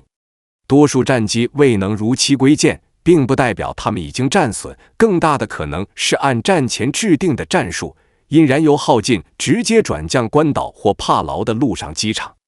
这些战机可在岛上完成加油挂弹，于次日黎明再度升空攻击美舰，最终返回母舰。时至日落时分，小泽的作战斗志依旧昂扬。自正午时分起，清晨奉命出击的少数战机陆续出现在小泽的视野之内。日军残存的7艘航母当即调整航向，全力收容空战归来的幸存者。第一航空战队仅剩的瑞鹤号总计回收零战15架、战斗轰炸机2架、彗星轰炸机6架、99式俯冲轰炸机2架以及天山鱼雷机7架，累计32架。城岛麾下的第二航空战队收容零战19架、战斗轰炸机19架、天山鱼雷机8架，共计46架。大林率领的第三航空战队回收零战6架、战斗轰炸机7架、97式鱼雷机6架、天山鱼雷机3架，总计22架。再加上栗田舰队重型舰艇搭载的27架水上飞机，小泽手中仍握有127架可用战机，具备继续作战的能力。小泽判断，若有更多战机在关岛或其他陆上机场成功降落，战局对日军而言远未到山穷水尽的地步。他认定自己必须留在这片海域，等待那些战机归队。夕阳西沉，夜幕即将笼罩战场。小泽深知麾下多数飞行员不具备航母夜间降落能力，决定暂时脱离战场，待次日再行决战。他在与黑号上向各部下达全军北上的命令。暗夜迅速席卷太平洋，伤痕累累的日军舰队渐渐消失在夜色之中。晚11点57分，角田与小泽同时收到草鹿发来的电报，内容如下：一、次日，第一航空舰队集结兵力向马里亚纳群岛靠拢，对敌军实施搜索与攻击。二、次日，第一机动舰队开展补给与兵力整顿，受损舰船向本土转移。22日，将根据战场态势，协同第一航空舰队向美军发起下一轮攻势，后续舰载机转场至陆上机场持续作战。3、23日之后，依据战况，投入大部分水面舰艇对塞班岛实施扫荡攻击。此时，丰田与草鹿尚未知晓，参与阿号作战的2支主力部队已彻底丧失持续进攻能力。美军航空兵力几乎未受实质损失，水面舰艇战力亦保持完整。若派遣栗田舰队贸然突进攻击，最终只会落得全军覆没的下场。6月19日的大捷，让美军各级指挥官在规划后续作战时愈发果敢主动。下午2点，斯普鲁恩斯判断日军机动部队大概率已丧失攻击能力，于是致电米切尔，若能充分精准掌握日军方位，明日便对其发起攻击。若夜间巡逻机可提供所需情报，无需再行搜索。反之，明日需持续搜索，确保为塞班岛友军提供充足掩护。预定作战区域应在航空行动允许范围内，尽可能向西推进。接到命令的米切尔欣喜不已，他终于获准西进，与小泽舰队展开决战。应哈里尔少将的请求，晚6点30分，米切尔下令第4大队南下寻找补给船队进行燃油补充，后续留守塞班岛近海，为岸上作战提供航空支援。命令刚下达不久，印第安纳波利斯号的电信员截获了一封日军加密急电，该电报发自瑞鹤号，是为祥鹤号舰长转达的简短讯息。第5舰队情报参谋吉尔·斯洛宁中校判断，这封电报表明祥鹤号可能遭遇不测，甚至大概率已被摧毁。晚9点刚过，斯普鲁恩斯与米切尔同时收到珍珠港发来的电文，茨奇号潜艇成功对日军一艘大型航母实施鱼雷攻击。通过接听前线往来电文，太平洋舰队司令部已掌握当天激战持续全天的情况。傍晚时分，斯普鲁恩斯的战况报告送达，清晨5点30分启动的搜索未发现敌军踪迹。10点45分起，来自西方的日军战机对第58特混舰队发起长达数小时的空袭，部分日机转降关岛与罗塔岛机场。我军战机多次轰炸上述机场，以阻止日军复用。据报，我军战机与高射炮共击落敌机逾300架，己方战机损失情况尚未汇总上报。已知南达科他号被一枚炸弹命中，未影响后续作战。据判断，敌军或仍可依托关岛、罗塔岛机场补充油料弹药后再度发起攻击，届时日军战机损失将进一步扩大。收到斯普鲁恩斯的来电后，尼米兹与一众幕僚又惊又喜。喜的是第58特混舰队成功顶住日军疯狂攻势，未遭严重损失。惊的是日军舰队仍未暴露行踪，美军始终未能向其发射一条鱼雷，投下一颗炸弹，小泽的规避手段着实狡猾。对于斯普鲁恩斯将快速航母舰队部署于塞班岛近海的决策，尼米兹并未提出批评，因为他赋予斯普鲁恩斯的核心任务是攻占并固守塞班岛，提尼安岛与关岛，而非歼灭日军航母舰队。斯普鲁恩斯的部署虽略显保守，却也合乎任务要求，无可指摘。随后收到的一封电报让尼米兹欣喜不已。洛克伍德中将转发了刺旗号的战报，发射6条鱼雷，至少3条命中一艘翔鹤级航母。袭击2小时30分钟后，目标方向传来4次剧烈爆炸声，判定该航母已沉没。紧接着，斯普鲁恩斯再次来电告知，敌军航母舰载机已近乎损耗殆尽，第58特混舰队正向西追击，将于次日对日军航母舰队发起铺天盖地的猛烈攻势。听闻此讯，尼米兹脸上的皱纹瞬间舒展如花朵。20日清晨4点29分，大黄蜂号放飞8架战斗机与4架俯冲轰炸机，对285度至325度区域实施600公里半径搜索，未发现任何目标，编队于9点43分返航。4点34分与35分，黄蜂号、邦克山号分别出动4架战机执行搜索任务，同样毫无收获。11点27分，亚华号通过雷达与目视观测，发现舰队右前方海域有一艘潜艇浮出水面巡航。李中将立即派遣巴格利号、帕特森号前往核查，发现竟是己方潜艇。众人虚惊一场，索性未贸然发起攻击。为锁定小泽舰队的行踪，米切尔可谓不遗余力。从11点09分起，列克星敦号、大黄蜂号、企业号各出动12架战机，黄蜂号、邦克山号各出动4架战机，相继升空执行锁敌任务。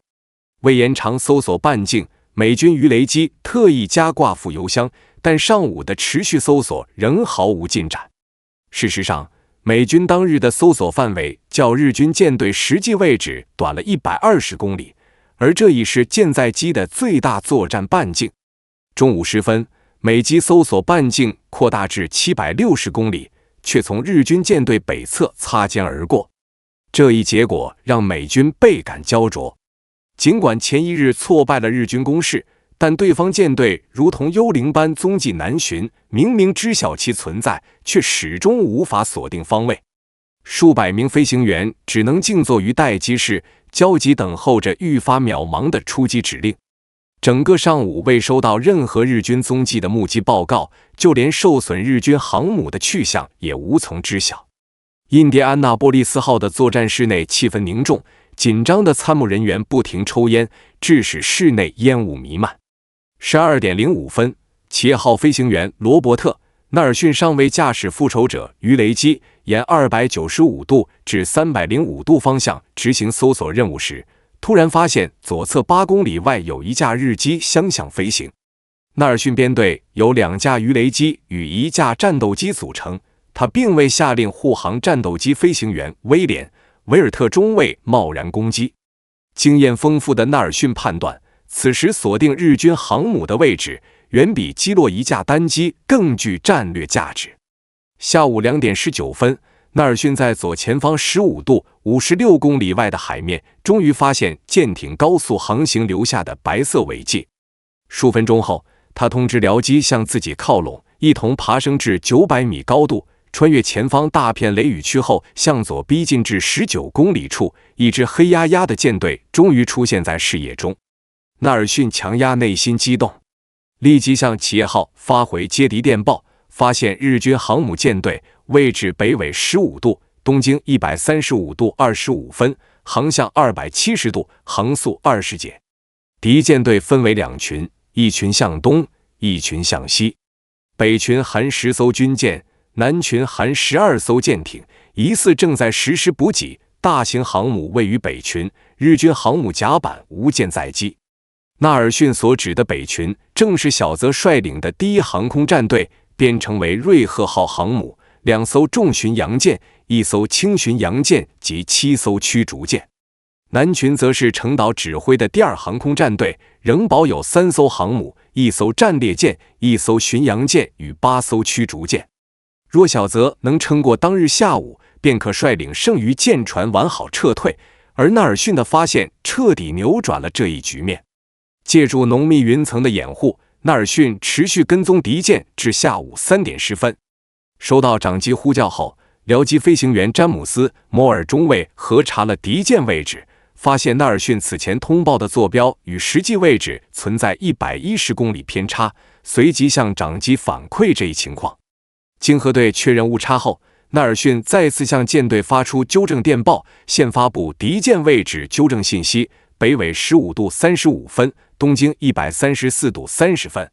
几乎在纳尔逊发现小泽主力舰队的同时，企业号飞行员罗伯特·琼斯中尉也发现了另一支日军舰队。3点整，电报员罗伯特·格雷尼尔发回接敌电报，发现多艘舰船，含一艘航母，位置东经134度12分，北纬14度55分。3点40分，琼斯补充发电，日舰队分为2群，一群位于另一群正北10海里处，编队含10至12艘舰船，内含1艘航母、4艘战列舰、6艘巡洋舰，航向0度，航速12节。从编队构成不难判断，琼斯发现的正是栗田率领的前卫舰队。由于19日未遭遇攻击，栗田麾下仍保有3艘轻型航母、4艘战列舰、8艘重巡洋舰、1艘轻巡洋舰及7艘驱逐舰。纳尔逊与琼斯发往企业号的电报，同时被日军爱宕号、最上号的电信员接收。尽管无法破译电文确切内容，但能确定这是美军的接敌通报。2点40分，栗田紧急致电小泽，截获敌方电报，内容为发现敌舰队。3点05分，栗田向机动舰队各舰通报，敌机已发送我方舰队全貌报告。半小时后，栗田第3次发出急电，根据敌机呼号判断，推定敌方接触机为3架，我方行踪已暴露。向来注重后路的栗田对美军的反应比任何人都敏锐，即便没有栗田的通报，小泽也已察觉危机临近。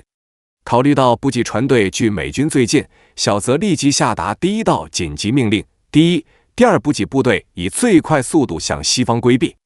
时间在焦灼的等待中流逝，前方始终未传来任何有效情报。列克星敦号的作战室内，部分人员开始抱怨，正是斯普鲁恩斯近2日的保守部署，导致美军陷入当前被动无战果的窘境。当纳尔逊的接敌电报传回，米切尔如释重负。被动防御近1整天后，美军终于迎来了反击的契机。他第一时间通过 TBS 向麾下所有指挥官及各舰舰长通报，有充分迹象显示，我军战机已发现敌方大型舰艇，敌舰航速23节。请本通信频道内所有指挥官确认收悉。下午2点48分，伯克再次通过 TBS 补充通知，发现日军舰队位置北纬15度02分，东经135度25分，航速20节，航向270度。信号接收状况不佳，各位请留意核对不同渠道传来的敌舰位置、航向及航速信息。伯克的话音刚落，米切尔便迫不及待地下达命令，各大队注意，即刻准备出动攻击机群。日军舰队终于现身，但双方遥远的距离让攻击决策陷入两难。若立即发起攻击，舰载机必须在航程极限处作战，稍有延误便可能因燃油耗尽无法返航。伯克分析道，即便敌舰位置与我方预判一致，剩余燃油也仅够战机完成攻击后返程，这要求飞行员在行动全程最大限度节油，既不能高速飞行，也不能攀升过高，但这2点在攻击过程中又不可或缺。即便作战顺利，机群安全返航时也已夜幕降临。在当时的条件下，夜间航母降落风险极高，除夜航战斗机中队外，多数飞行员不具备暗夜起降能力。可若放弃攻击，选择继续追击拉近距离，待次日清晨再出击，日军大概率会借夜色掩护逃脱，且次日能否重新锁定其踪迹尚不可知。是不惜牺牲飞行员果断出击，还是放弃攻击保障人员安全？米切尔陷入了艰难的抉择。但此刻，蛰伏18个月的日军机动舰队已进入攻击范围，岂能轻易放过？看似复杂的抉择，最终指向了唯一答案。一旦在派出攻击机群上犹豫不决，歼灭日军航母的希望将更加渺茫。伯克敏锐察觉到米切尔的决心，他叮嘱飞行员务必节约燃油，告知他们大概率需在黄昏或夜间返航，务必提前做好准备。3点整，第一大队的46架战斗机、27架俯冲轰炸机与20架鱼雷机陆续升空。率先起飞的是大黄蜂号飞行大队长杰克森，阿诺德中校的地狱猫，紧随其后的是战斗机中队中队长威廉·迪恩中校的战机。3点28分，俯冲轰炸机中队中队长格拉夫顿·坎贝尔少校的地狱俯冲者升空。3点45分，所有战机在航母上空完成编队，在阿诺德的率领下，朝着日军舰队所在海域疾驰而去。除普林斯顿号外，美军其余航母的飞行甲板均同步开展战机起飞作业。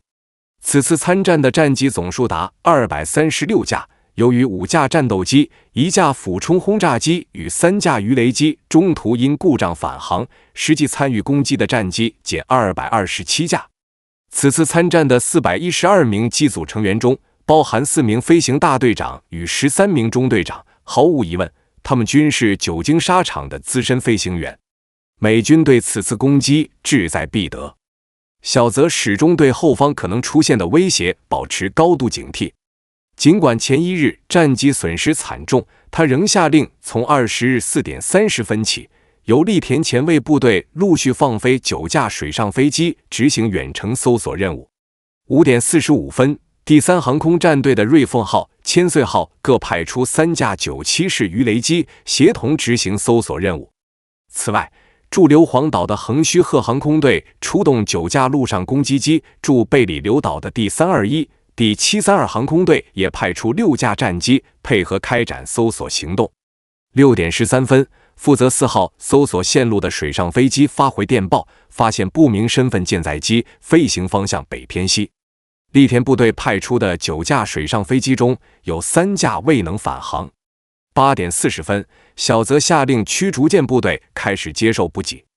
12点02分，小泽率领司令部人员离开与黑号，换乘至通信条件更优越的瑞鹤号。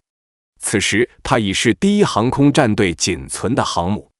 在此期间，侦察机不断传回美军舰队位置的情报。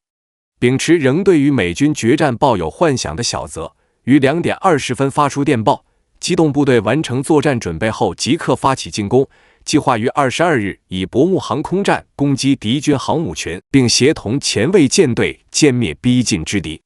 具体行动后续另行命令。航空部队完成薄暮攻击后，进驻塞班岛方向基地。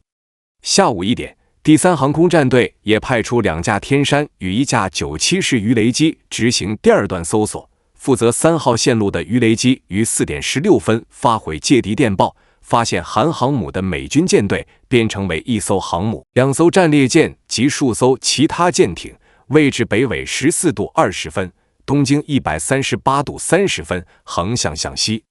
尽管剩余攻击力量已十分薄弱，小泽仍不愿错失任何反击良机。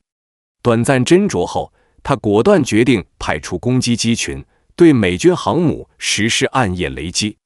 此次出击由小野善次率领7架天山鱼雷机执行，这已是日军残存力量能发起的最后一次反击。为规避不必要的损失，小泽下令舰队终止补给作业，以最利于远离美军的325度航向高速撤离。剩余战机全部集中至瑞鹤号与飞鹰号航母，其余航母则撤离至吉马拉斯伯地。5点，瑞鹤号放飞1架天山与2架彗星，为小野攻击队执行目标搜索与定位任务。5点15分，小野率领攻击队从瑞鹤号起飞，朝着美军舰队方向疾驰而去，并于5点28分与美军来袭机群正面遭遇。在向本队发出发现敌机来袭的紧急预警电报后，小野仍率队继续向美军航母突进。另一边，日军邮轮日荣丸号突然发出警报，远方天空发现16架敌机，发现的正是黄蜂号航母派出的攻击机群。5点20分，美军战斗机领队丹尼尔·华莱士少校发现前方60公里处有一支由油轮与驱逐舰组成的日军舰队。继续飞行11公里后，华莱士确认该舰队编成为6艘油轮与6艘驱逐舰。轰炸机中队中队长约翰·布利奇少校称，雷达屏幕上显示170度方位，67公里外有疑似航母的目标，建议继续向南搜索。向南搜索无果后，布利奇从电台中得知友军已向日军航母发起进攻。此时，缺乏实战经验的地狱俯冲者轰炸机群燃油余量已令人担忧。布利奇随即决定先攻击日军油轮。5点25分，日荣丸号发现多达35架敌机持续逼近，日军舰艇立即散开队形，驱逐舰率先展开对空射击。6点05分，美军一枚炸弹命中素汐号油舰桥后方甲板。1分钟后，3架俯冲轰炸机投下的炸弹对宣阳丸号油轮造成近失弹损伤，导致该舰机械故障停航。与此同时，3架复仇者鱼雷机攻击了青阳丸号油轮，油轮中部当即炸起一团高达2500英尺的火球。美军机群撤退时遭到6架零战的疯狂拦截，1架地狱猫与1架地狱俯冲者被击落。综合此次作战战果，宣阳丸号因伤势过重无法拖曳，于晚8点30分被迫弃舰。在撤离全部船员后，卯月号驱逐舰向其发射8发127毫米炮弹，将其击沉。青阳丸号同样因重伤被放弃，负责执行击沉任务的是大名鼎鼎的雪峰号驱逐舰。素汐号虽被1枚炸弹及2枚近失弹命中，但未丧失航行能力，在梅号驱逐舰护航下艰难驶向巴黎八板。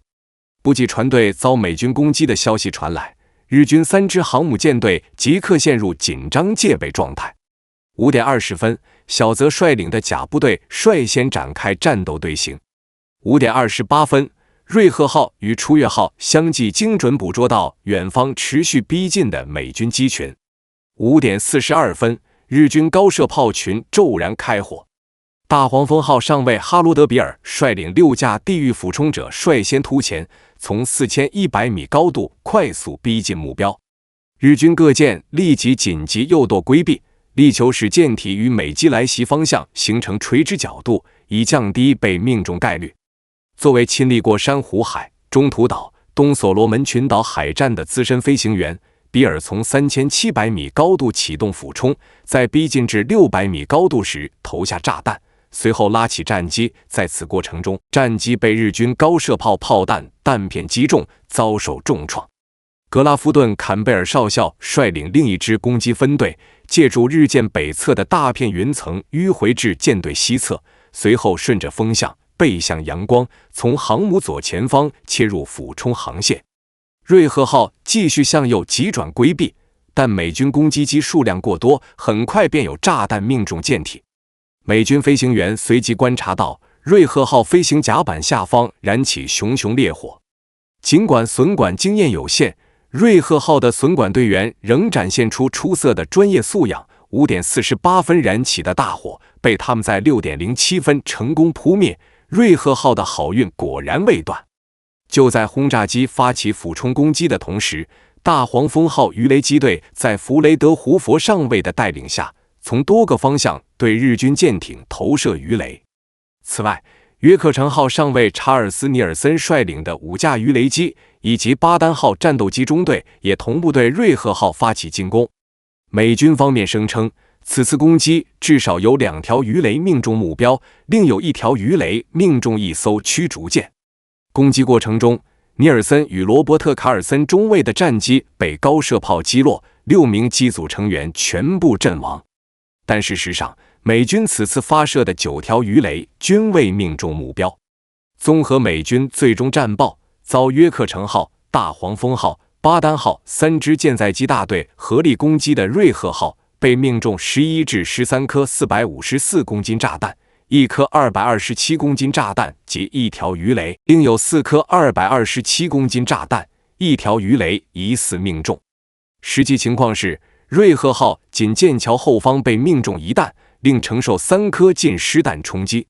美军还声称攻击了该编队中的另一艘航母， 2艘重巡洋舰及1艘驱逐舰，但当时甲部队仅编有1艘航母。日军记录显示，除瑞鹤号外，其余舰艇均未遭到攻击。第一航空战队派出8架零战参与防空作战，声称击落美军地狱猫9架、俯冲轰炸机5架、鱼雷机1架，疑似击落战斗机3架、鱼雷机1架。结合前一日的作战表现，这一战绩的可信度存疑。日军为此付出了惨痛代价，除1架战机起飞后因发动机故障提前降落外，其余7架中1架失踪，5架迫降，仅1架成功返航瑞鹤号。参与以部队空中防御的零式战斗机数量相对较多，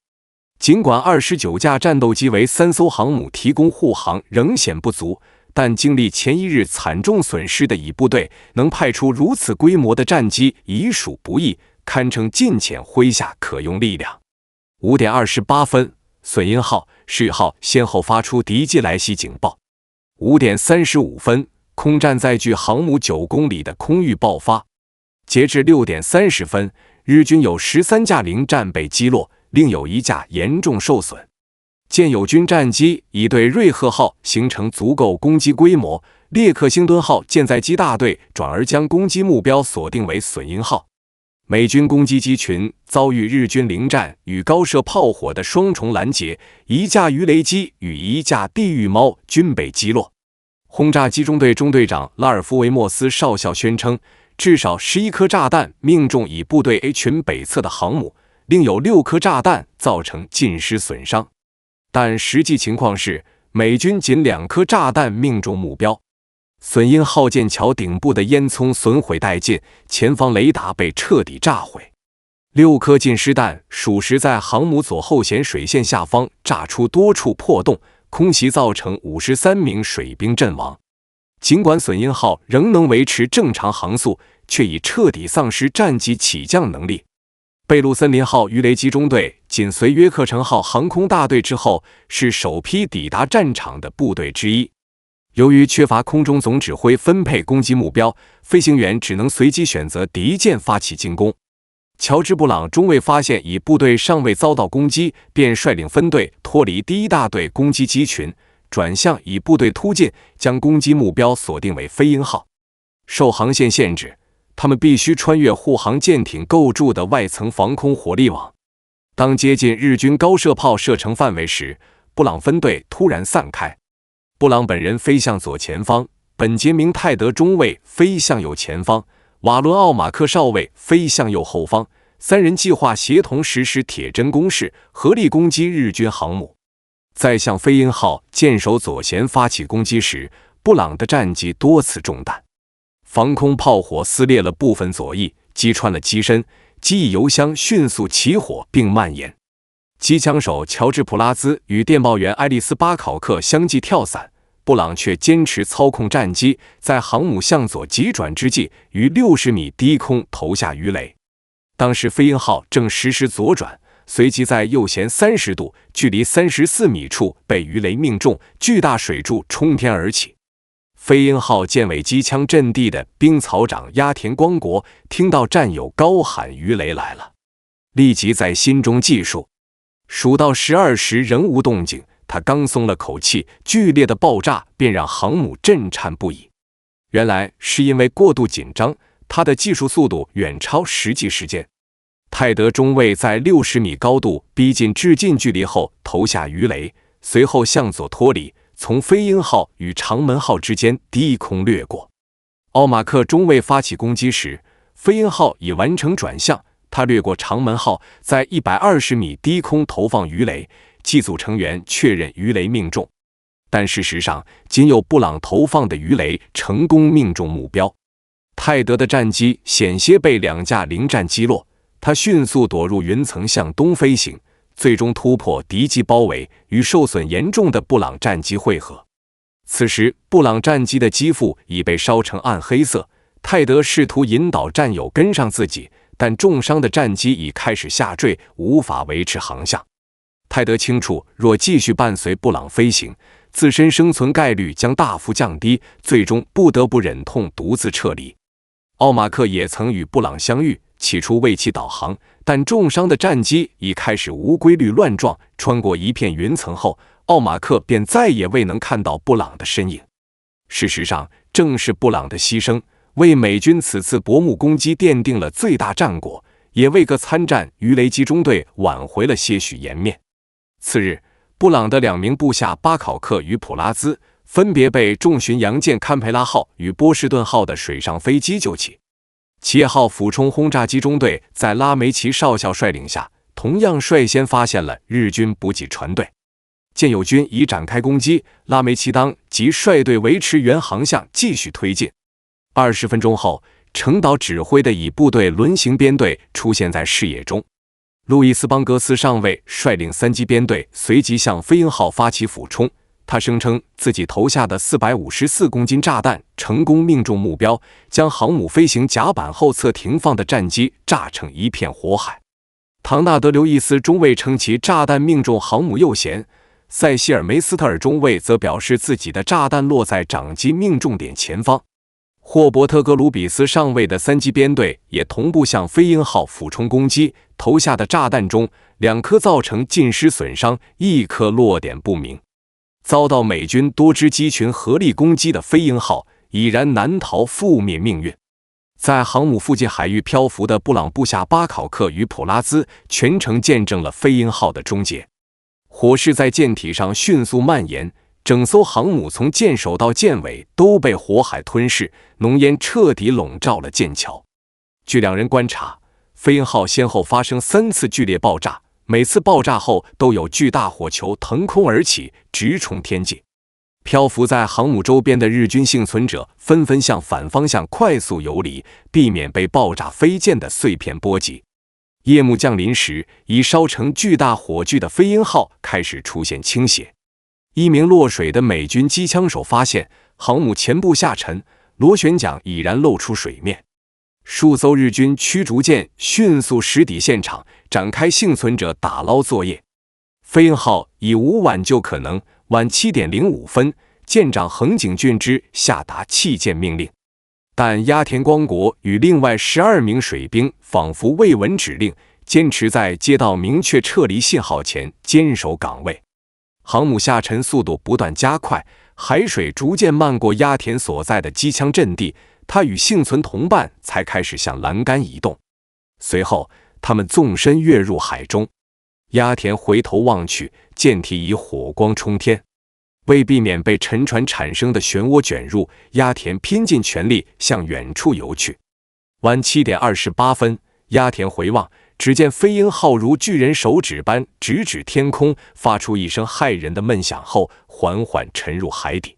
宾风号、秋霜号、早霜号与满潮号驱逐舰救起了大部分幸存水兵。见飞鹰号已无挽救可能，拉梅奇少校随即锁定龙凤号为新攻击目标。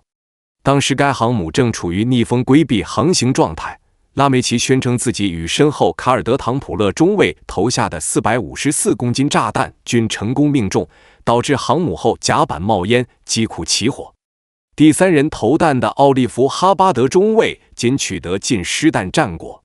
威廉·舍费尔中尉因俯冲时丢失攻击角度未能投弹。奥布里法伊夫中尉的炸弹落在航母左侧海域。最后俯冲的阿尔伯特·沙尔中尉投下的炸弹命中航母舰尾左侧。快速撤离的美机遭到6架零战拦截，拉梅奇率队奋力摆脱追击，连续飞越爱宕号、利根号及一艘最上级巡洋舰后成功突围。企业号鱼雷机中队以及携带227公斤小型炸弹的约克城号、大黄蜂号战斗机中队也同步对龙凤号发起攻击。综合飞行员上报数据，龙凤号至少被命中1颗454公斤炸弹，14颗227公斤炸弹，另有15颗近失弹。但在美军密集轰炸下，龙凤号奇迹般规避了大部分攻击。日军记录显示，该舰仅受近失弹损伤，仍可正常航行，仅1名水兵被飞溅的弹片击中身亡。小泽与程岛部队遭袭的同时，栗田与大林率领的前卫舰队也未能幸免。发起攻击的是美军第2大队邦克山号、蒙特利号、卡波特号的舰载机群。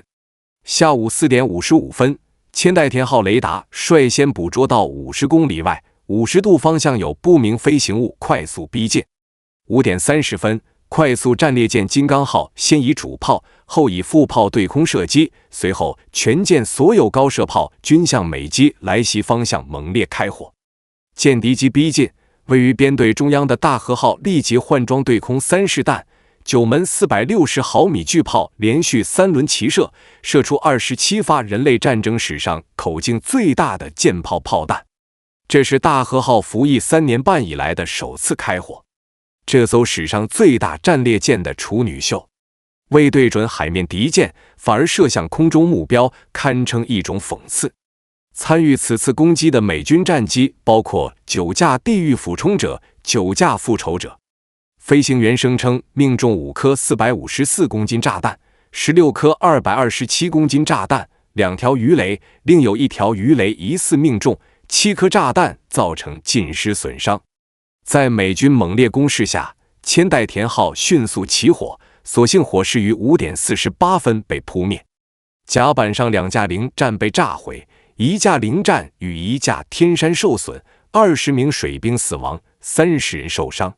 近失弹击中摩耶号左舷鱼雷发射管内的鱼雷，导致发射管室起火，剧烈爆炸，造成6人当场阵亡，火势迅速得到控制，未引发大规模殉爆。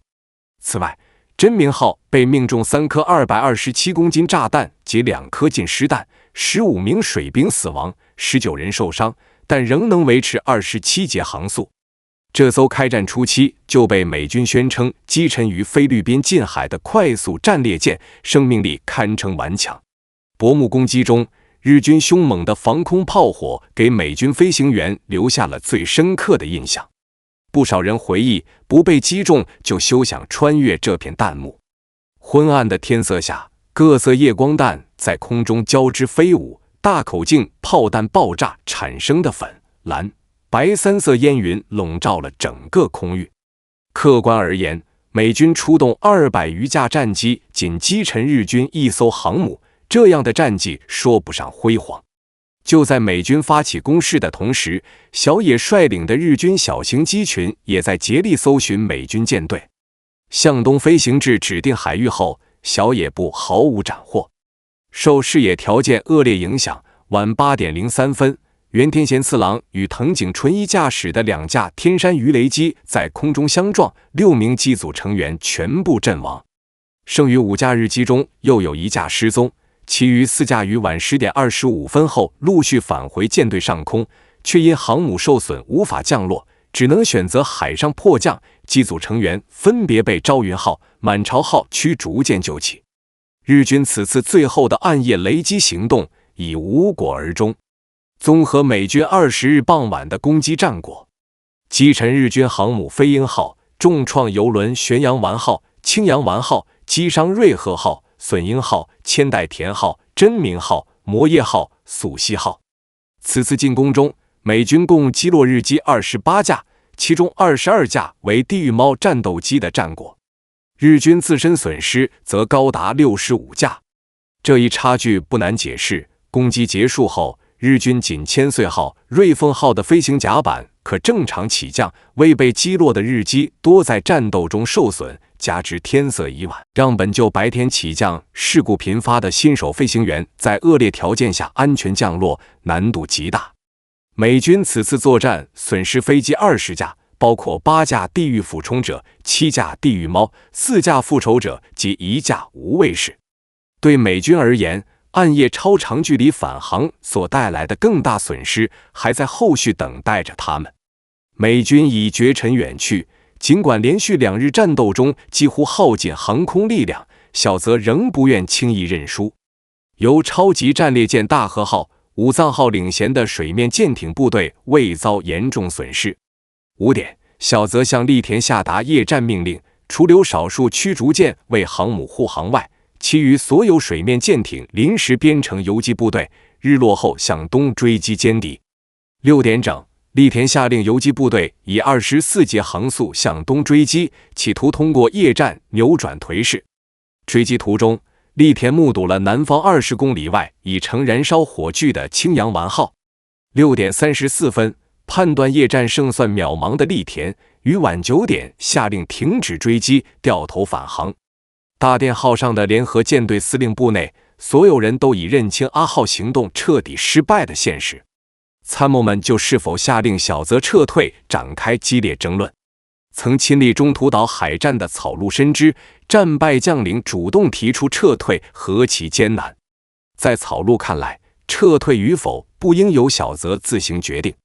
在获得丰田首肯后，草鹿于晚7点45分同时向小泽、角田发出电报，机动部队需根据当面战况逐步脱离敌军，后续行动遵照指挥官指示执行。10分钟后，草鹿再次以个人名义致电小泽，追击作战暂且延期，后续将根据情况另行部署。美机轰鸣着脱离日军舰艇视野后，小泽再度清点麾下残存兵力，甲部队仅剩战斗机4架，99式鱼雷机、彗星轰炸机、天山鱼雷机各1架，总计7架；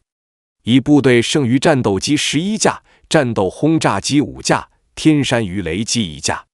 总计17架；丙部队留存战斗机2架，战斗轰炸机3架，99式鱼雷机4架，天山鱼雷机2架，总计11架。叠加栗田部队大型舰艇搭载的12架水上飞机，第一机动舰队仅剩47架战机。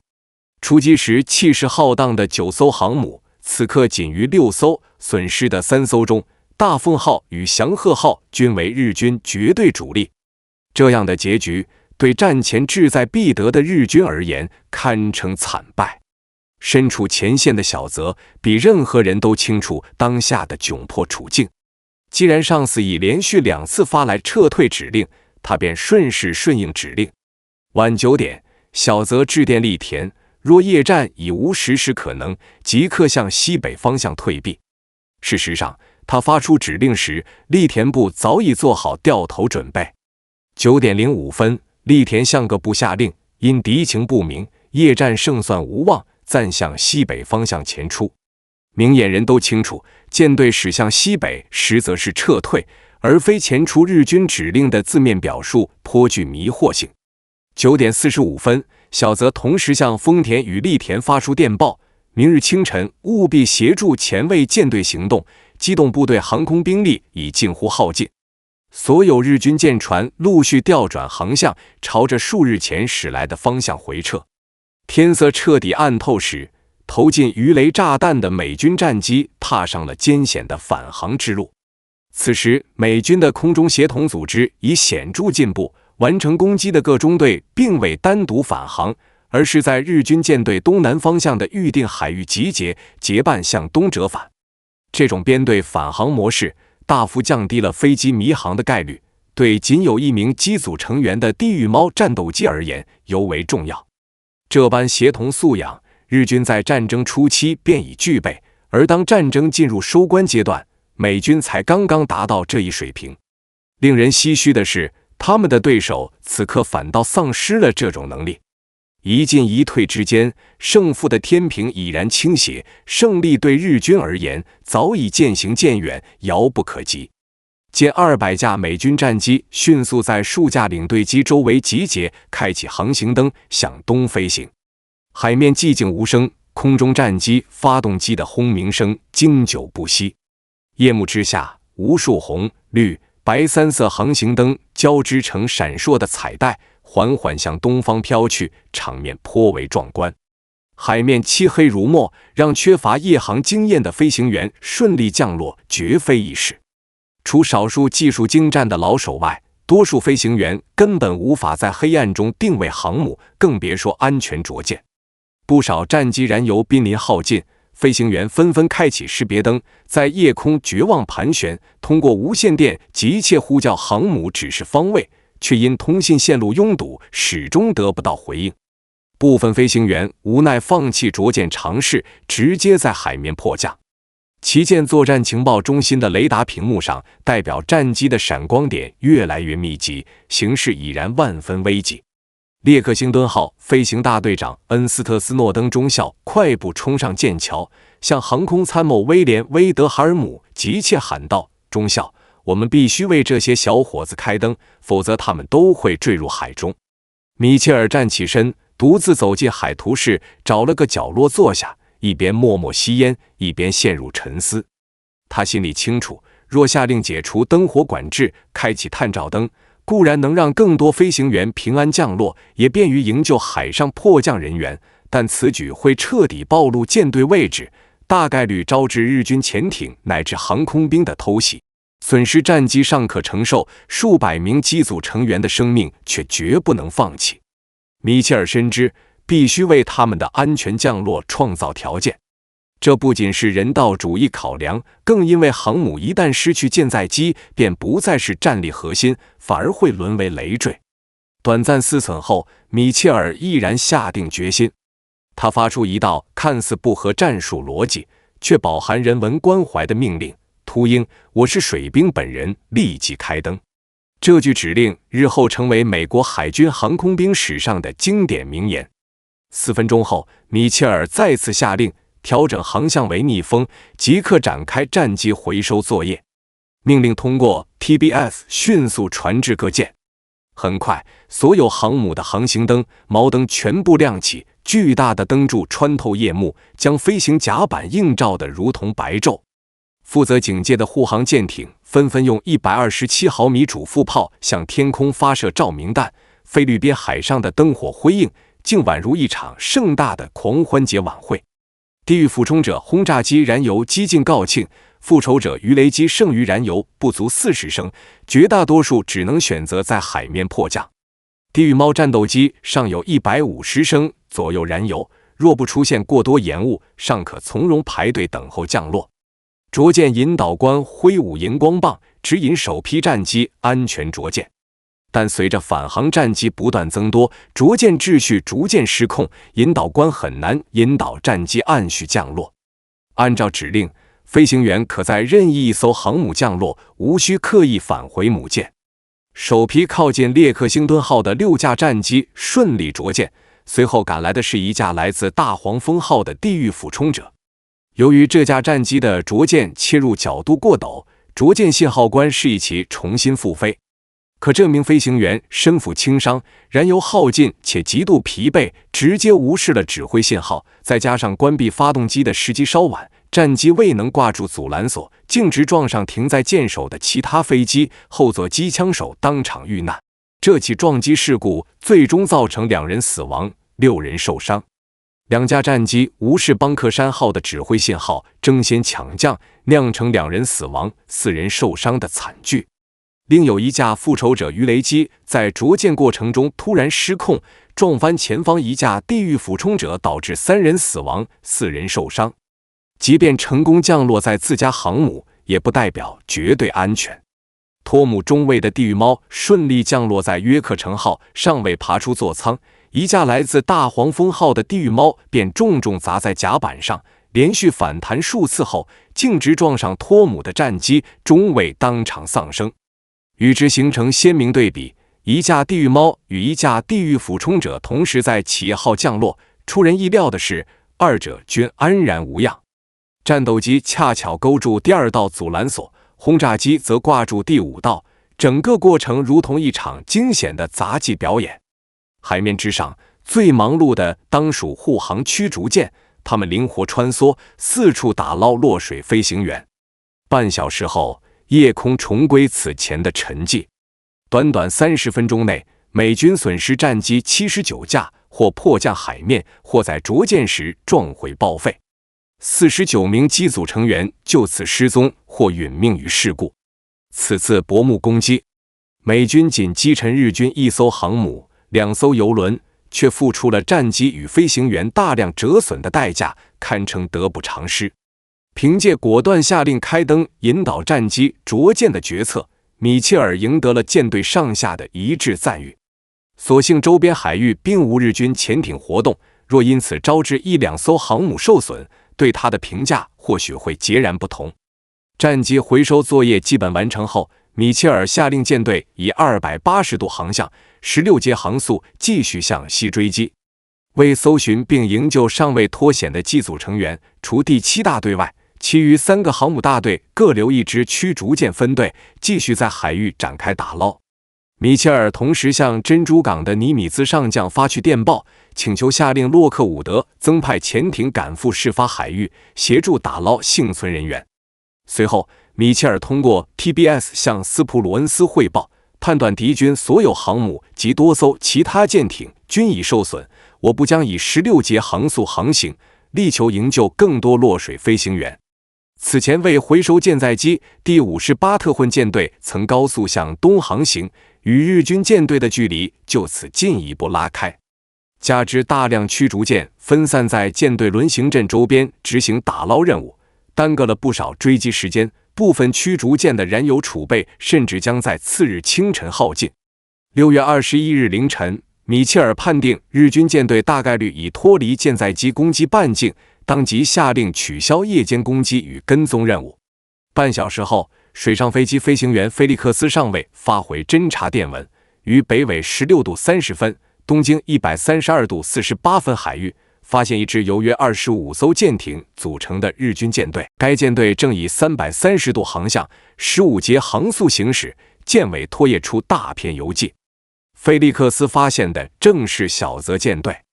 伯克将敌舰位置标注在海图后测算得出，双方间距已超600公里。尽管距离悬殊，米切尔仍迅速向3个航母大队下达指令，破晓之后尽速派出攻击机群。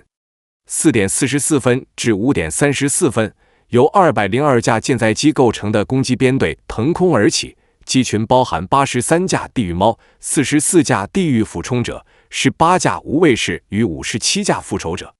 机群先向目标方向飞行470公里，再沿330度航向延伸83公里，最终一无所获。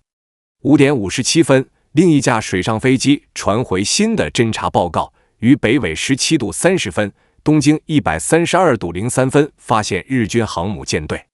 7点10分，该机补充报告，日军舰队航向320度，航速20节。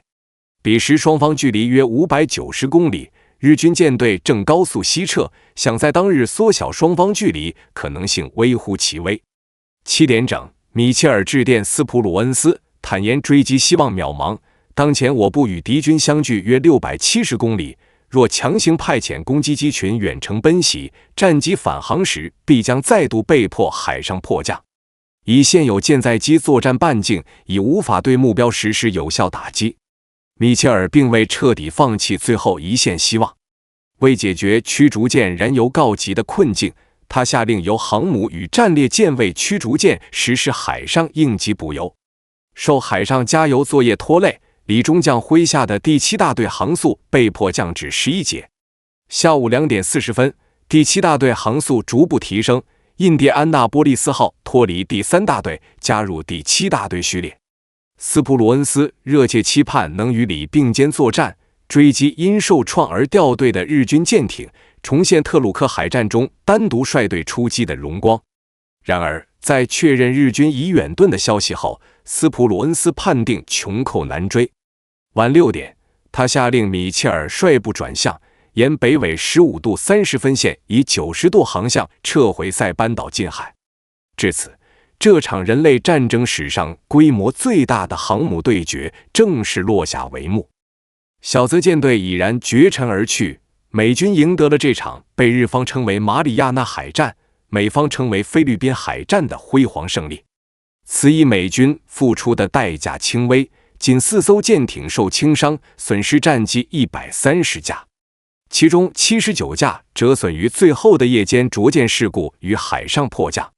而日军则遭遇毁灭性打击，3艘航母被击沉，小泽麾下92%的舰载机，栗田部队72%的水上飞机被击毁。叠加角田部队的损失，日军在短短2天内折损战机超500架。他们耗费近2年心血重建的海军航空兵力量，一夜之间归零。6月21日，持续向北高速撤退的小泽舰队仍处于美军跟踪范围内，大和号多次截获美军侦察机发出的接敌通报。6点23分，小泽下令大林指挥的第3航空战队从千岁号、千代田号放飞4架97式鱼雷机，对舰队后方90度至180度扇区实施650公里范围搜索。此次搜索仅在10点40分遭遇一架美军巡逻机，未发现其他美军兵力。这表明美军并未实施持续追击，小泽与栗田悬着的心终于放下。7点17分，小泽向各部发出电令：甲、乙、丙部队向冲绳中城湾集结，前卫部队其余水面舰艇驶往吉马拉斯。8点18分，他再次补充指令：若本日发现美军机动部队，各航空队即刻做好准备，出动全部舰载机实施最后攻击。下午1点30分，大林再次从千岁号、瑞丰号派出4架鱼雷机，开展第二段后方搜索，结果仍无所获。6月22日12点40分，大林率领的丙部队率先驶入中城湾，主力部队随后抵达。进港后，各舰立即启动舰员转移工作。大丰号及第601航空队相关人员转至瑞鹤号，祥鹤号舰员转移至摩耶号，飞鹰号舰员则迁往隼鹰号。曾担任祥鹤号舰长的松原，战后被调往横须贺镇守府，随后调任水雷学校教员。败军将领转入院校任职，是日本海军的传统惯例。当日夜间，小泽口述辞职信由参谋通过电传发往联合舰队司令部。丰田对这封辞职信毫无阅览兴趣。这位素来言辞尖刻的海军大将，此刻说出的话令在场众人震惊。对于此次灾难性惨败，我的责任比小泽更重，我不会接受他的辞职请求。就小泽本人而言，他已然尽了最大努力，其战术设计颇具章法，也成功实现了率先发起攻击的目标，却未能击沉任何一艘美军舰艇。小泽坦言，美日双方在太平洋上的海战实际已尘埃落定，日本失去了最后的翻盘契机，最终败亡只是时间问题。日军输掉这场号称决战的战役，小泽其实不应为此承担过多罪责。他受命率领规模仅为对手1半的舰队迎战，曾寄望500架陆基战机能够拉平战力差距。可事实上，角田并未给予他多少实质性支援。日军舰载机已然落后，飞行员也不具备与美军抗衡的实战能力。日本史学界后续也坦言，在舰队实力处于劣势、飞行员经验严重匮乏的前提下，没人能比小泽指挥得更好。但话说回来，飞行员技术拙劣，又能怪罪那些年轻人吗？小泽完全无需为此自愧。在这场人类战争史上空前绝后的航母大对决中，日军的战术运用与指挥调度明显优于美军，小泽在战役中的表现可圈可点。他精准把握战场态势，充分利用仅有的有利条件，精心设计了穿梭轰炸战术。在持续2天的激烈交锋中，日军机动部队基本掌控了战场节奏，并在恰当的时机投入了全部攻击力量。借助舰载机航程优势，日军舰队在战役大部分时间里都处于美军打击范围之外，让对手强大的攻击力无从施展。除了反前作战存在明显疏漏，小泽的整体指挥已算合格。战役前半段，美军只能被动防御，接连躲避日军一轮又一轮的攻势，连日军舰队的踪迹都无从寻觅。直至战役末期，美军才发起一次极为勉强的进攻，付出惨重代价后，却未取得像样的战果。不妨做个假设，倘若日军潜艇具备美军潜艇的战力水平，那么在米切尔夜间大开灯火引导舰载机着舰时，日军完全有能力给对手造成一次毁灭性打击。此前6月20日12点15分，丰田发出联合舰队电令座第190号，指令各潜水部队中动力不足者返回特鲁克，其余撤至各疏散线，全力部署于塞班岛与关岛周边海域。与美军潜艇在战役中的亮眼表现相比，日军潜艇部队毫无建树，反倒损失了11艘潜艇，对主力舰队的作战几乎未起到任何支援作用。6月24日，141号潜艇冒死潜入关岛近海，成功接回此前迫降当地的106名机组成员，算是日军潜艇部队在此次战役中唯一可圈可点的贡献。美军的胜利既源于压倒性的硬实力，也离不开充足的运气加持。即便小泽运气稍佳，侥幸重创米切尔的第58特混舰队，最多也只是击沉或击伤部分美军航母。但经过2年半的战争动员，美国的战争潜力已完全释放，其造舰能力对日本形成绝对碾压。击沉1艘，美军很快就能有2艘、3艘甚至更多新舰从船厂下水。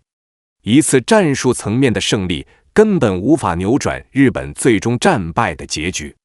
此外，需强调的是，美国始终奉行先欧后亚的全球战略，在太平洋战场仅投入了不到 30% 的军事力量。22日晚9点49分，小泽接到丰田与草鹿联合下发的机动部队返回广岛湾的命令。6月23日11点，机动部队驶离中城湾，次日晚6点抵达驻岛博地。机动舰队的补给船只于23日驶入吉马拉斯，装满婆罗洲原油后启程返航本土。尽管海战遭遇惨败，日本大本营海军部发布的公告依旧高调宣称，我机动部队与基地航空部队协同，于马里亚纳群岛海域与敌军展开决战，击沉敌航空母舰5艘，战列舰至少1艘，击落敌机160架，我方损失航母1艘，辅助游船2艘，50架飞机未返航。菲律宾海战结束后，日本海军航空兵实际已被彻底淘汰，不再是战争中不可或缺的战略力量。